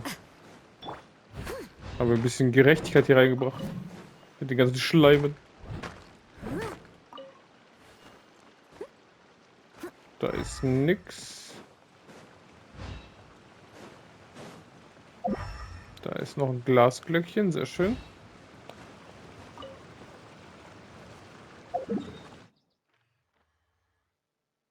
Also hier schon tief rein, die Höhle.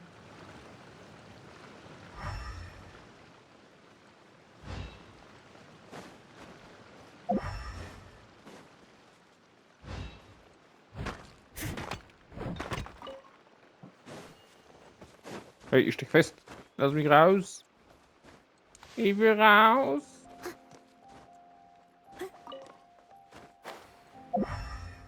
Da ist auch ein... Doch. Perfekt. Goldfischkraut, okay. Da haben wir Lotuszeug. Ein Fischchen.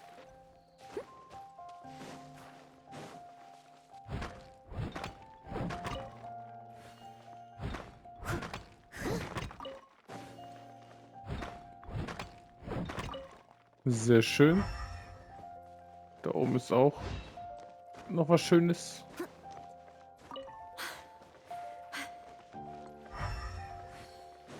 Noch ein Tool, sehr geil. All in a day's work. Nehme ich doch alles. Als würde ich Nein sagen.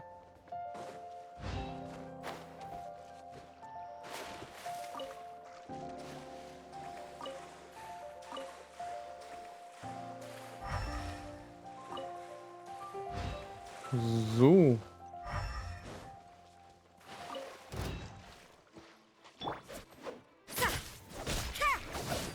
Fire hazard.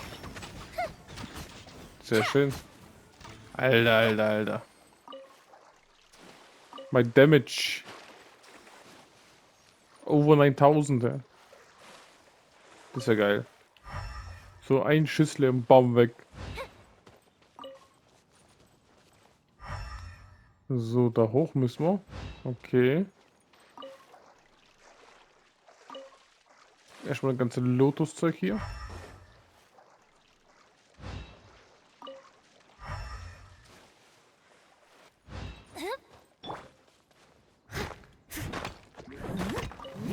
I'll catch up. Da. Time for a light show.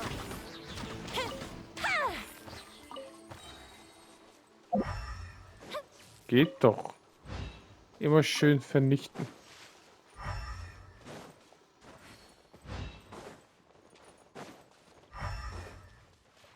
So. Dann haben wir echt alles, oder?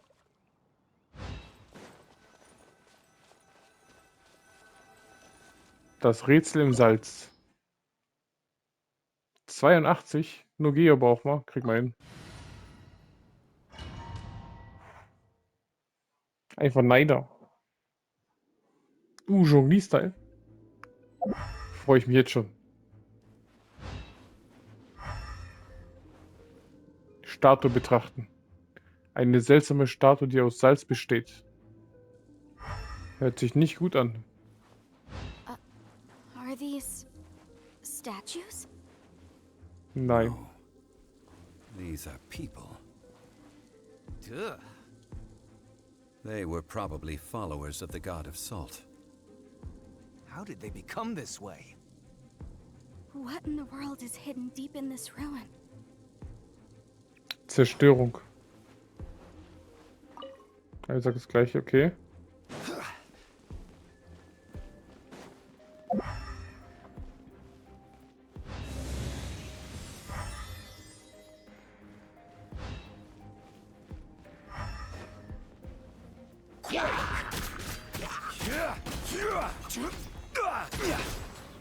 Kommt der. Bye bye.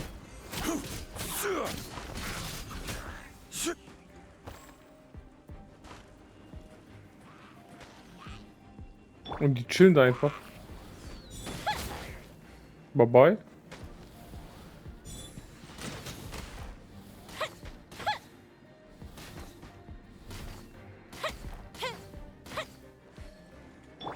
Lightning flash! You can't run!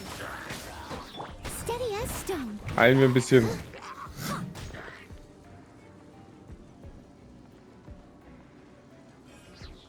Geht doch. Und wie kommen wir da hoch? Stabilize. Aber einen Turm kann ich gleich machen, hä? Die Wand nicht. Kann ich auch unter mir bauen? Gather.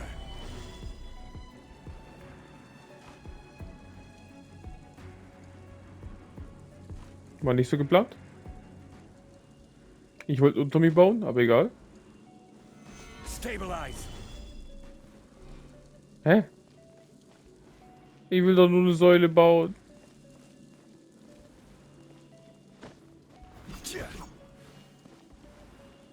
Rise. Geht doch.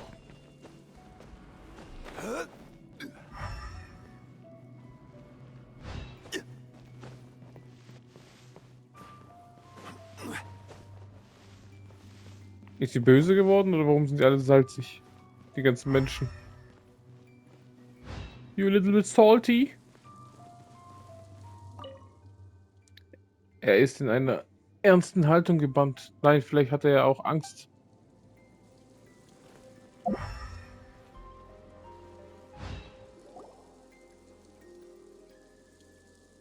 Look at this. It's filled halfway with salt. It just looks like a fancy salt holder. Seems like the god of salt was a god lacking in treasures. According to my knowledge, it's no ordinary vessel. Although it is only half full, it is also forever half full. That is to say, it is bottomless. What? You're saying that even if I pour the salt out, the amount inside won't change? Krass. Exactly. Able to produce endless salt. The god of salt is powerful indeed. Finally, after all that effort, I've found precious treasure. I claim this as mine. I just need to pour the endless salt into 1,000 or 10,000 bags. I can sell it and make a fortune. Hey, how can you use a relic of the god of salt for such a shallow pursuit? If Mr. Clement wants this salt chalice, then the next object we find will belong to Miss Wanyan, according to the contract agreed upon. Of course, as we agreed. But how can anything be worth more than this rare find? Since we have a contract, it's no use for me to fight with him. Then let's move on, shall we? Los geht's.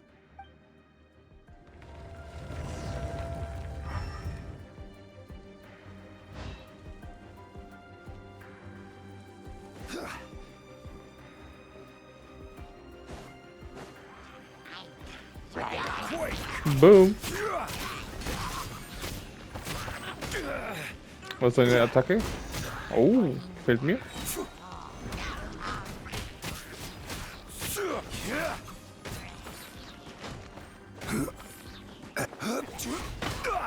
Boom. Komm her. Easy.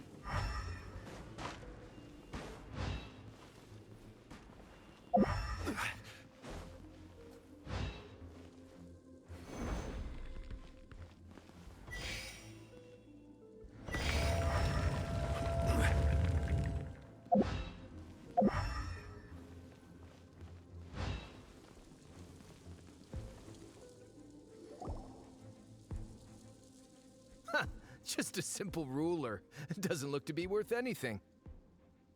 This, if I remember correctly, this is some kind of measuring tool. Indeed. But the god of salt imbued it with another power. Oh, jetzt kommt's. When you stick this ruler in the ground, the surrounding area will become covered in salt, much like a rising tide covers the earth. The deeper it is stuck in the ground, the more salt will appear. It is essentially a bumper harvest of salt. Okay. Also das gleiche wie das andere. Und eigentlich Salz. What? That's even better than the salt chalice. Well then, according to our contract, the salt ruler goes to Miss Wanyan.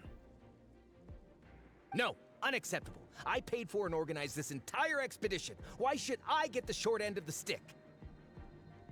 Der Typ regt mich immer mehr auf, Alter. Komm, Zhongli, hau rein. And this girl has been useless. Why would she get anything? Oh boy, here we go again. Während wir über unnütze Menschen sprechen. So you are saying you want to break the contract? So what if I break it? Now that I've seen how the mechanisms in this ruin work, I no longer need you. Ich würde sagen, kurz mal Kopf kürzer machen, ne? Let's not forget who hired who here. Why should I let you make the rules? Because you agreed to a contract. Rex Lapis once said, "Ones who break their contracts shall suffer the wrath of the rock." That is one of your Liyue gods. I am from Snezhnaya. I will suffer the wrath of the rock. You may find it rather unpleasant. Jetzt komm, hau rein. Pay your dues. Right. Komm. This is Das order. ist die beste. Oh. Ich will Zhongli. Ich liebe die Attacke. Crumble. Komm her. Komm her.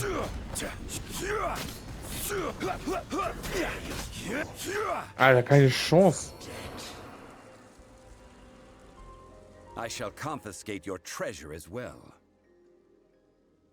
You are not worthy to continue any further into the ruin. leave this place.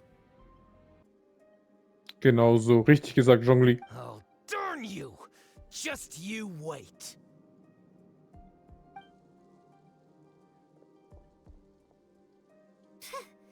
Some archaeological survey. He could only pretend for so long. Ich hoffe, du bist nie so gierig wie er, Paimon. Hey, Paimon likes Mora, but Paimon doesn't do bad things. Genau. Clement's wrongdoing stemmed from greed, yes. But besides greed, there are many other things that may tempt us to break contracts. Das meinte ich am Anfang. Auch wenn es unfair ist. Ich kann mir vorstellen, früher war Zhongli eiskalt. When people see the object of their dreams, how many are really able to control their desire and follow the contract? Ja. I think we should be honest with each other now. Huh? Be honest about what? That in truth, not a single member of this archaeological expedition came here for archaeology. Why do you say that? Hat sie gelogen. Miss, you lack even the most basic archaeological knowledge, and can recognize naught but a few simple relics. However, you are an expert when it comes to anything regarding the god of salt. You aren't interested in archaeology or relics. What you're really interested in is the god of salt. I believe those legends about the god of salt that you mentioned on the Pearl Galley are passed down between generations at Yinyuan Hall. Okay, that's enough. Sir, you are indeed a man of great knowledge and talents. I seem to have been right to seek you out once I plucked up my courage. You're right. I'm not a scholar of archaeology. I come from one of the 8 trades under the jurisdiction of the Chising, Yinyuan Hall of the salt industry. Okay. Our ancestors were those protected by the god of salt all those years ago, when the Archon War engulfed the land in chaos. Wenn ich darüber nachdenke, habe ich dich nie Rex Lapis sagen hören. Oh, right. Now that you mention it, the people of Leah very seldom use the name Morax. Ja. During the war, Morax assassinated our god out of envy for her power. He left us alone and lost in the world. We hate him. But this is Morax's Leah after all. And its history is written as he wishes. So I seek proof of Morax's guilt. He has blood on his hands and cruelty in his heart.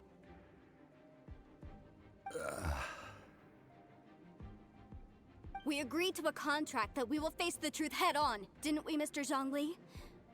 You must judge this history fairly. Ja, aber du hast gelogen. Naturally, of course. But I must add, Leah is no longer Morax's Leah. Come with me. All the answers you seek lie ahead. So ein bisschen klingt Zhongli so ein bisschen wie so ein Gebrochener, der zu viel gesehen hat und keinen Bock mehr hat auf nichts, ne? Er will einfach nur noch Ruhe haben. Seinen Tee trinken, chillen. Alles gesehen. Er will einfach nichts mehr, ne? Hey, wie komme ich da hin? Von außen? Nope. Andere Seite. Ah, sieht besser aus. Ah ja. Dankeschön. Nehme ich doch gerne. Sage ich niemals nein.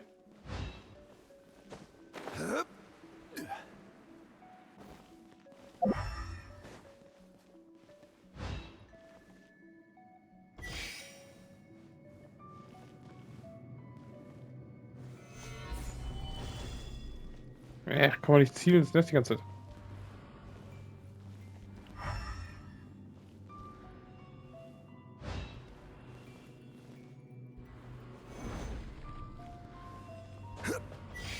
Geht doch.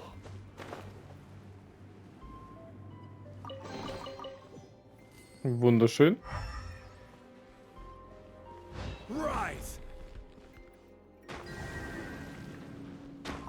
Easy.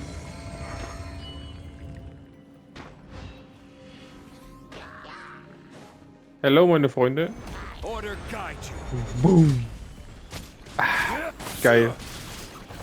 Einfach nur geil. Quick.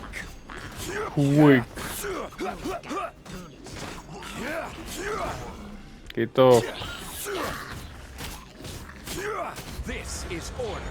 Boom. Rise. Rise. And shine.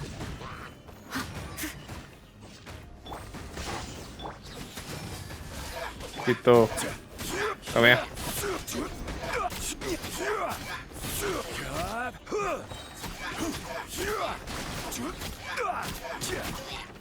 Zerstören, zerstören.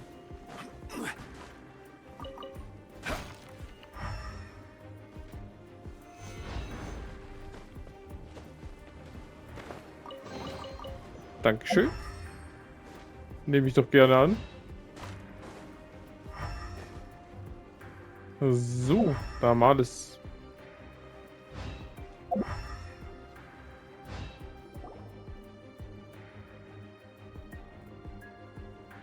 This is a sword? Aha! It's a broken sword! This is proof! This proves that the god of salt had to fight back. Fight back against the evil Morax. But sadly, she was defeated. The power of this sword surely is much greater than that of the Salt Chalice and Salt Ruler. If we can repair the sword, then we can show the world the mighty power of the god of salt. It does look like something left behind after being defeated in battle. Ja. 2 pieces of a broken sword. From an archaeological perspective, these are 2 separate relics. According to the contract, you can only claim one. Why? We were alternating claims to treasure, true. But Clement is no longer here. Yes, but the only one object per claim clause still holds true. You cannot take 2 relics at the same time. Wer kriegt die andere? Niemand. This logic! Zhongli, she seems like a good person, and no one is fighting over the treasure. How about you let this one slide, huh? When there's a contract, nothing can be allowed to slide. If the contract is not followed, then it is broken. No! If I only take 1/2, then it can't be repaired, and the power of the god of salt cannot be restored. No matter what, I must be faithful to her. Even if it breaks the contract, I don't care. So you are already decided? Then there is a price to pay for breaking the contract. Schlagen wir jetzt das Mädchen zusammen. Wie den Eintreiber. Zhongli! Zeige deine Steine. That is to say, you consign yourself to suffer the wrath of the rock. That's okay. The god of salt gave up her life to protect her people. My sacrifice is nothing compared to that. Punish me however you want. Just let me take this proof of my faith. No, you can't hit her! Perhaps that punishment would be easier for her. But Achso, er will ihr die Wahrheit sagen, was hier passiert ist wahrscheinlich, ne? as punishment, I will tell you the truth. Huh? The truth? You mean the truth is my punishment? Yes. The truth that I am about to tell you shall be your price to pay for breaking the contract. Hätte sich dran gehalten, hätte sie es nie erfahren, ja? I'm afraid to say that the god of salt, Havria, was not the powerful god you imagine her to be. Rather, she was a small and weak god who yielded to all other gods. When it came to war, she lost, never able to win a seat among the seven. What? During the Archon War, the gods of this world used all their strength and cunning to vie for control of Tevat. But Havria instead chose to flee. She thought that by giving up before a fight could start, she could save herself and her people from the war. However, during such a long war, there is no end to the advances of aggressors. After making countless concessions, Havria lost all of her lands, until only one small haven remained. No. No! It can't be so. In her last days, she had not even a single blade to defend her people with. Not even a single blade? Then... this sword... This sword is not a relic belonging to the god of salt, but is instead the murder weapon used to kill her. Oha, Murder weapon? die Arme. No! That's not true! That can't be true! You're trying to test my faith in the god of salt. As I said before, I only state the facts. Preposterous! You are a follower of Morax! Don't try to trick me! Die Arme. Will's nicht wahrhaben, hä? Hey! Hey! Come back! Was du sagst, das war die Wahrheit? Indeed. Otherwise, why would I use the truth as punishment? I did not want to tell her such cruel facts. But the contract was broken. Der hat eine komische Logik, aber ja. Let's follow her deeper into the ruin. There, I fear, we will find something that will leave her no choice but to face the truth. Und wer war der Mörder? Ein anderer Gott? Wenn's er nicht war, der Zhongli.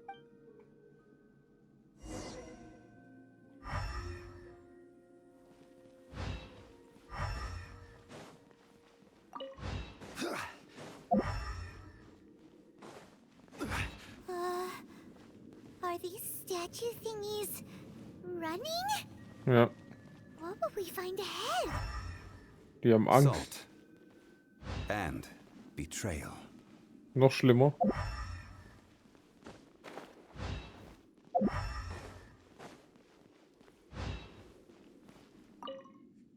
Er scheint vor etwas geflohen zu sein. Es muss etwas schrecklich gewesen sein. Kein Zweifel.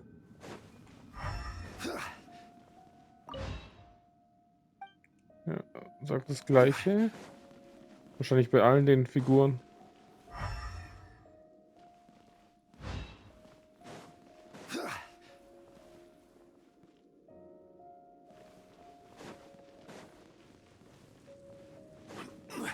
Keine Kiste, okay.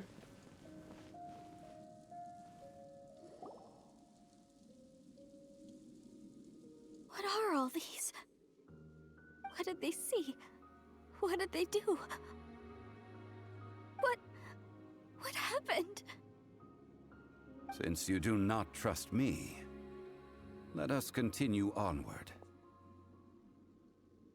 That which lies beyond this door will show you all that happened back then.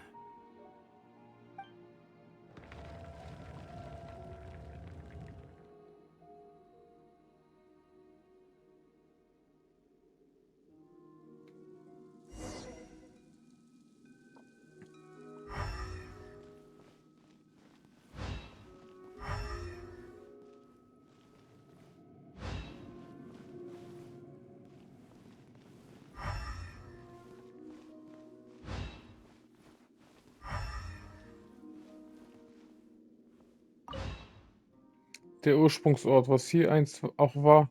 Jetzt gibt es hier nur noch Salz.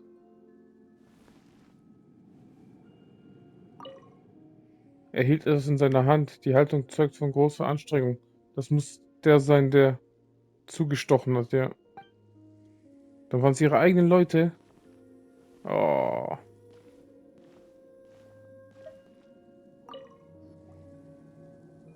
This is the scene of the crime. Havria's body dissipated, leaving nothing but these traces of salt. Her dying moments have since been frozen in time to this very day. Krass. The story continues that some among her people realized at last that this gentle, kind, but weak god could never protect anyone in wartime. The Archon War was cruel in the extreme. Instead of consigning her to the agony of defeat, they thought perhaps it would be better to give her a quick release.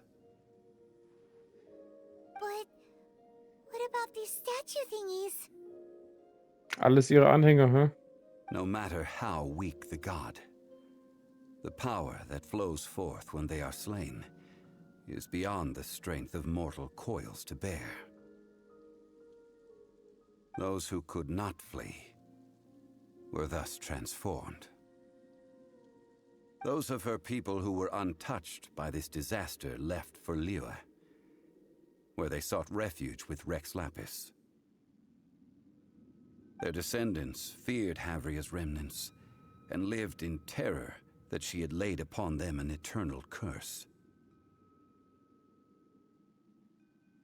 So they risked their lives to come here, to break the sword, and offer up obeisances in hopes that her anger might be appeased. But they need not have done so. For how could a god who had never once resisted, even till the end, nurse hatred for her people in her heart? Alter. Even if this is so, I can't. This must be a lie. A false history, all of it. Don't you dare try to shake my faith.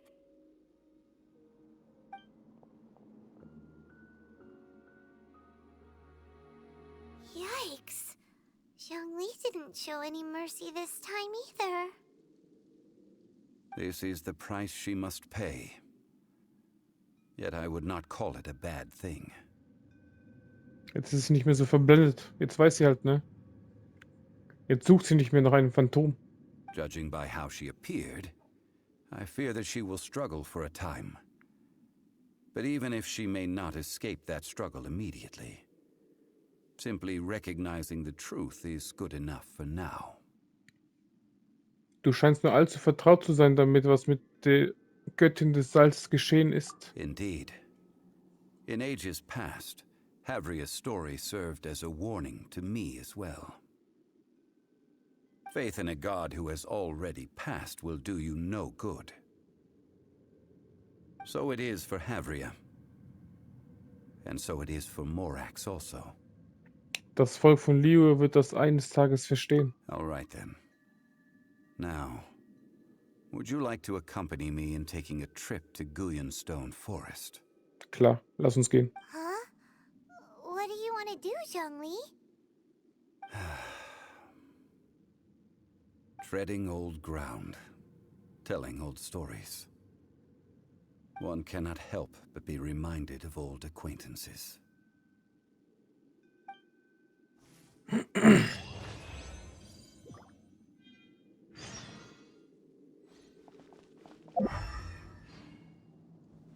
Gehen wir doch.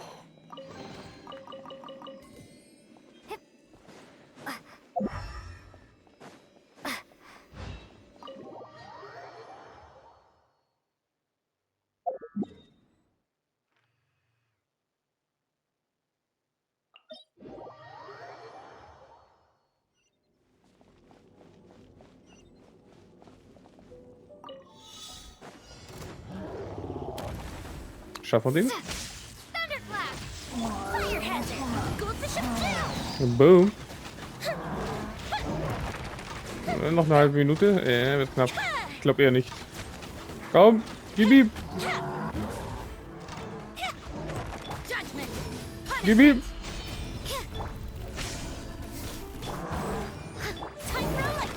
Gib ihm.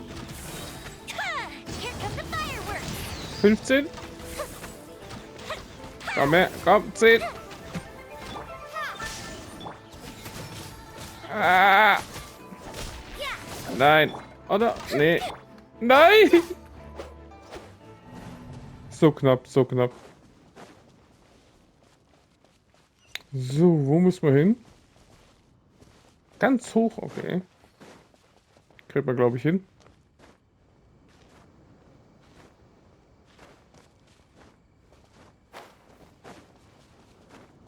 Wir klettern da gleich leicht hoch. Wirklich easy.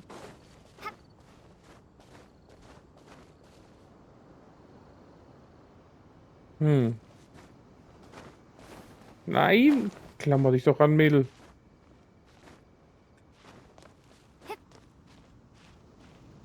Da kommen wir auch scheiße hoch.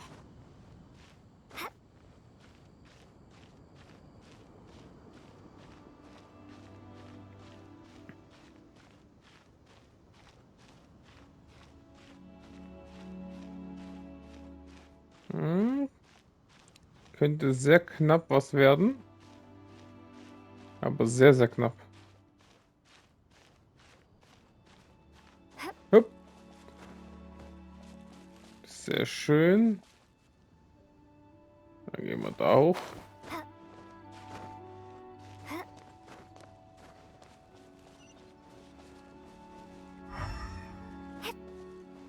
Noch höher, okay.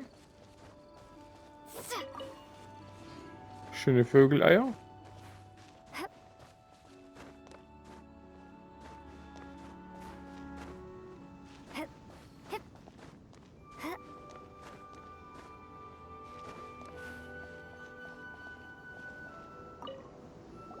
Now, I mentioned before that many gods of old have been sealed beneath the Guyan stone forest. The Adepti have presently handed Liyue over to mortals, and Havria's time was even further in the past. The Salt Chalice and Salt Ruler that she left behind should not return to Liyue. To leave them here is to let them slumber. And it is also a homecoming. Also, was sollen wir deiner Ansicht nach machen? I ended an era with my own two hands. I've always wondered how I should remember that which I ended.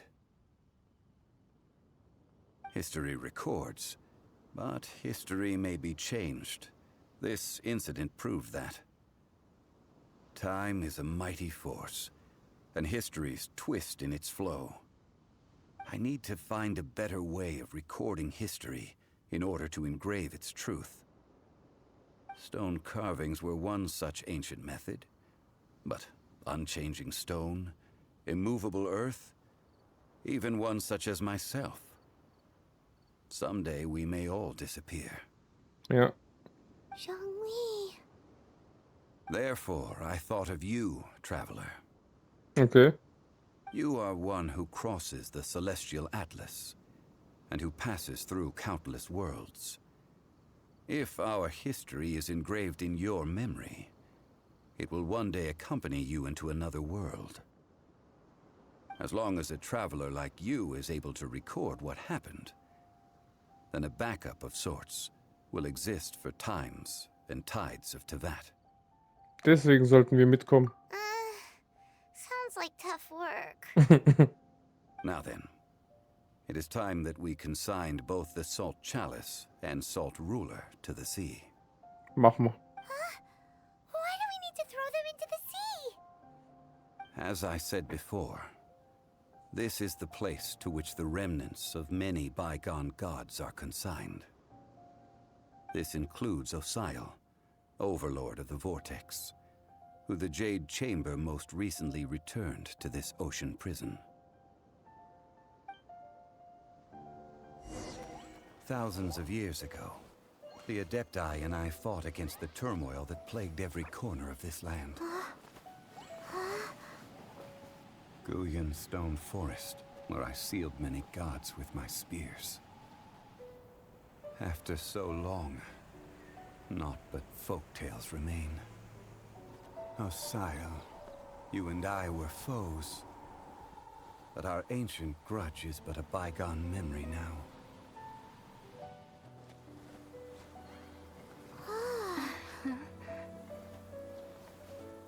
May that which Havria has left behind be yours to subsume.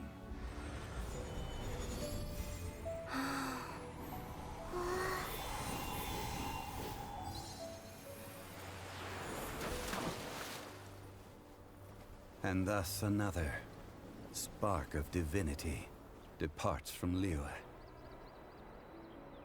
My legacy shall now be left to those who come after to debate.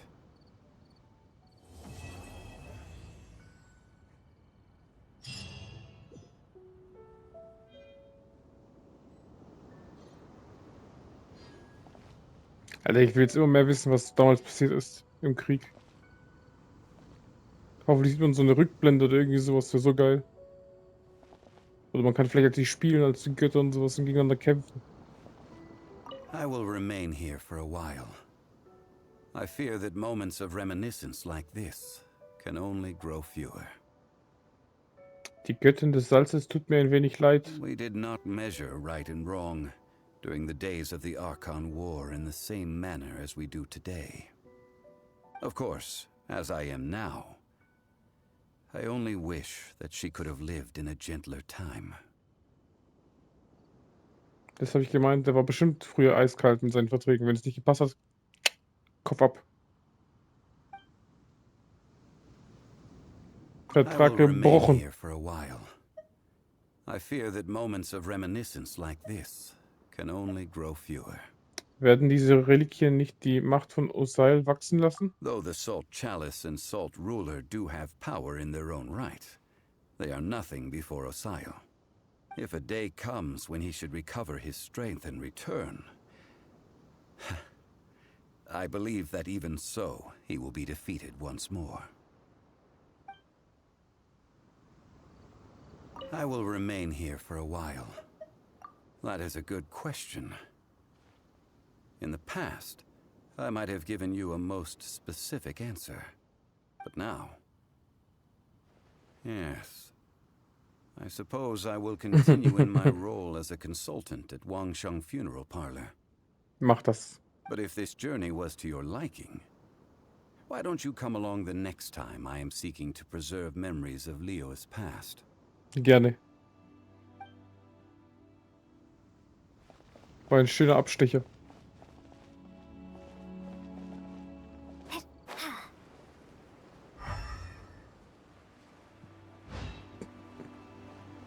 Fliegen wir mal in eine Richtung. Und schauen wir mal, ob wir irgendwo einen Geokokolus finden. Aber sieht nicht so aus. War ich da hinten? Weiß ich jetzt gar nicht. Da ist was, oder? Da ist eine Blume. Dann gehen wir dahin, da habe ich eine Truhe gesehen. Genau da.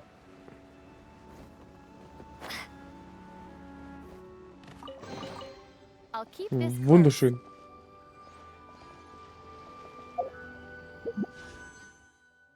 Mit 160 haben wir 1320.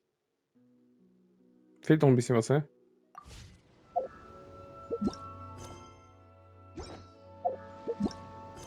So, morgen machen wir wieder mit unserem Fest weiter.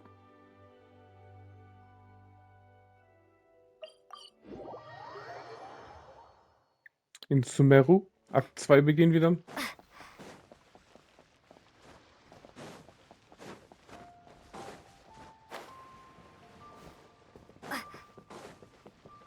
Ja, wenn du so denkst, wir haben ein bisschen Event gemacht.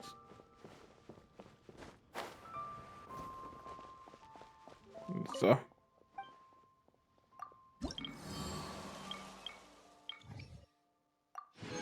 Genau, die kleine Mini-Quest haben wir gemacht. Perle irgendwas des Meeres. Und ein Legendenauftrag, auch nicht schlecht. Jetzt gehen wir noch ein bisschen in unsere Kanne.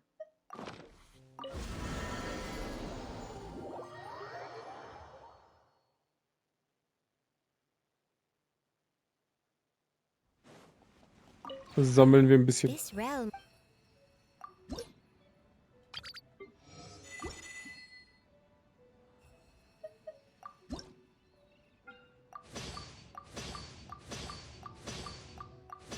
Wunderschön.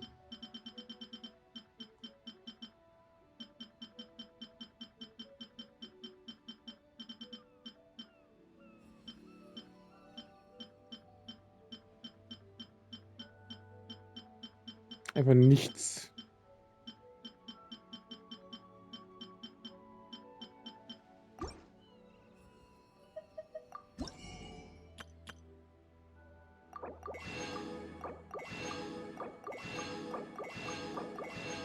Welche Arm mit dem ganzen lila Zeug hier.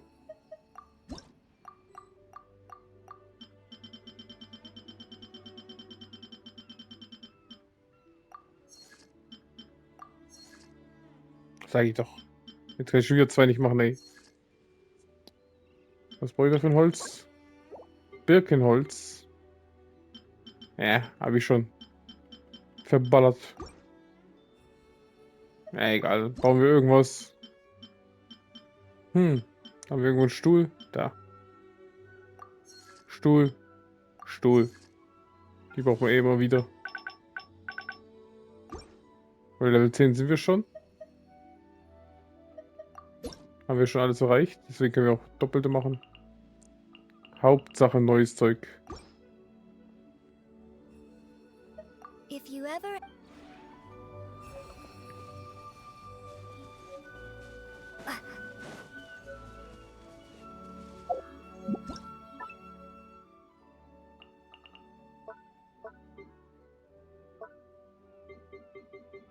Lauter neues Zeug, du. Erstmal das Set für draußen anschauen. Da kann ich was bauen. Ist voll.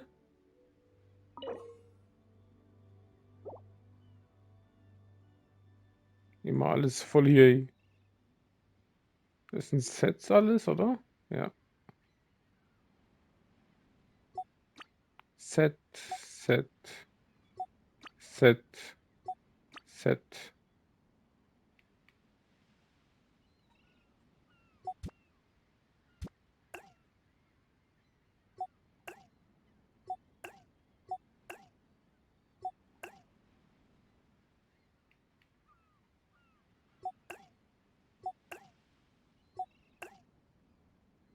So. Geht doch.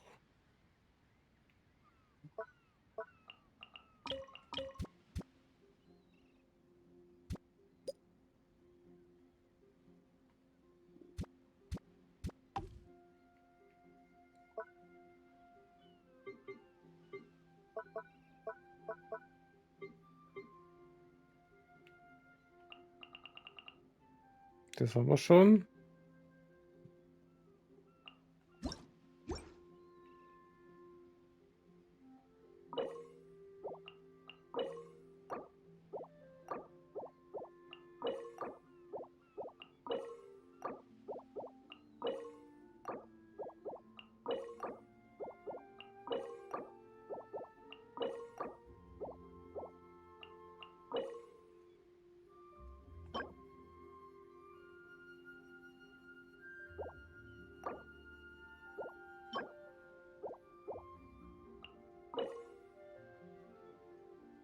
Also überall fehlt eins.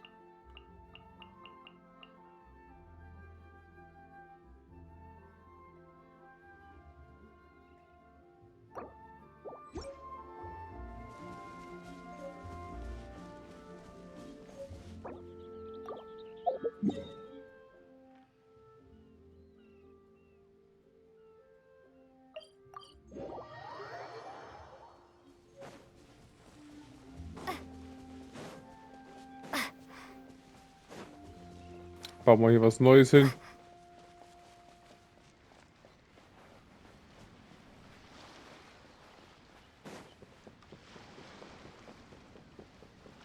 besten baut sich ja mit den ganzen Dekorationsbauplänen. Wie man ja sieht, habe ich noch zu wenig Dekoration, dass ich irgendwie mehrere davon bauen kann.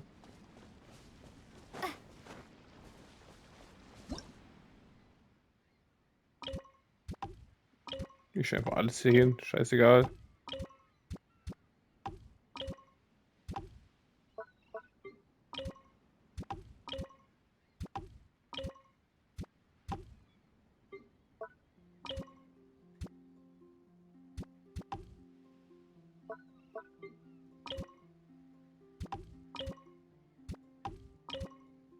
Hey, große Dinger, du.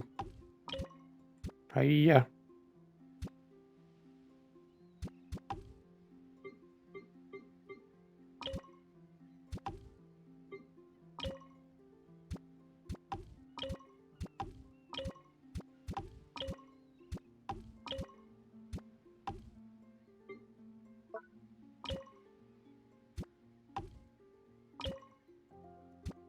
Hauptsache Punkte.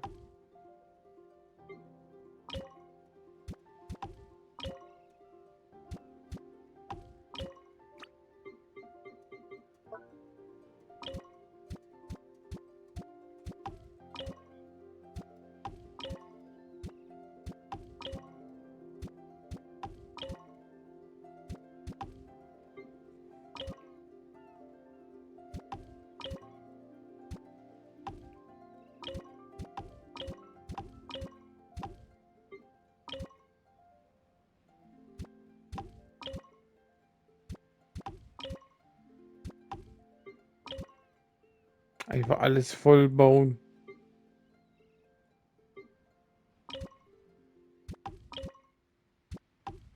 Warte mal.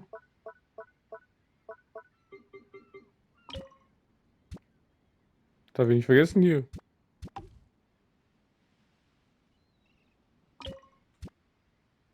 Das Gute.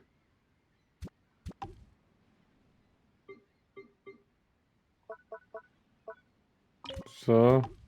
Dass ich mich auch überall hin teleportieren kann.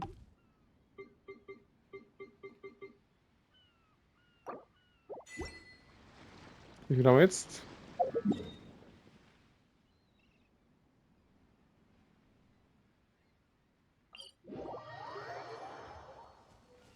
$18.042. Fehlt noch ein bisschen.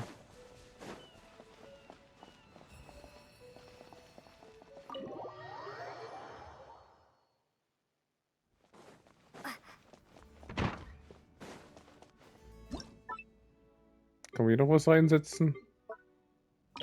Hey, ja. Hey, hey, hey. Riesen Dinger.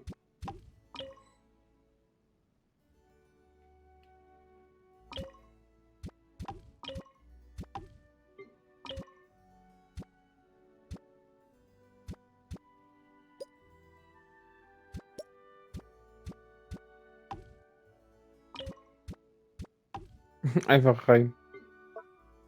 Reinbacken. Hauptsache steht hier im Haus drin.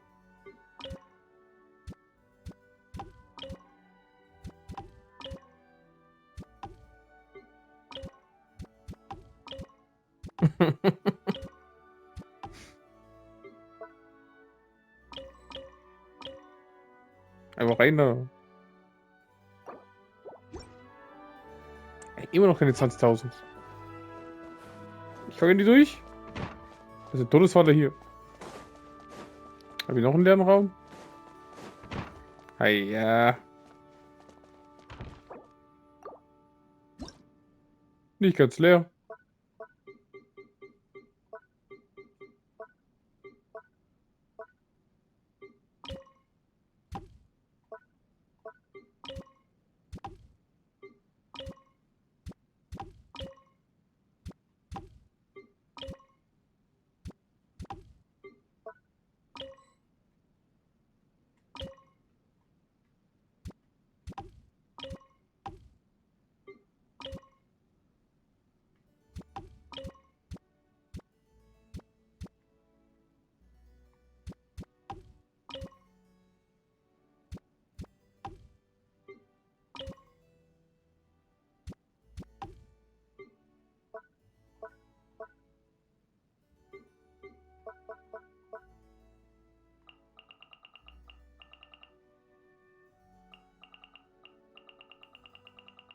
Wen hauen wir rein?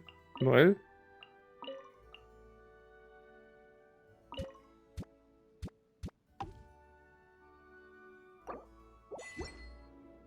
Wir haben die 20.000, ich bin so glücklich.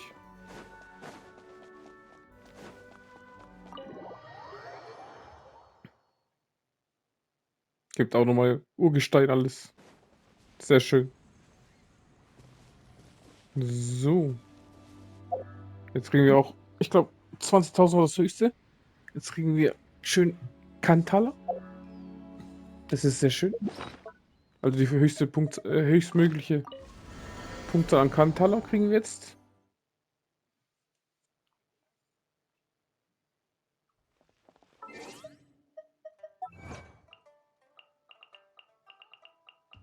Genau, da. Genau, 20.000. Sehr schön. Jetzt muss ich erreiche 20.000 Punkte in 2 Gestaltungsphasen. Kriegen wir auch hin irgendwann. Das haben wir fast. Das ist auch nicht wirklich viel. Ja. Füllt sich langsam. Gefällt mir sehr. Suche nach Dunja Saat. Das machen wir morgen. Auf jeden Fall, Leute, danke fürs Zuschauen. Hier war Robby von einer Production. Und das war Genshin Impact Part 73. Hoffe, es hat euch gefallen. Subscribed, kommentiert. Und ich hoffe, wir sehen uns das nächste Mal. Bye bye und ciao.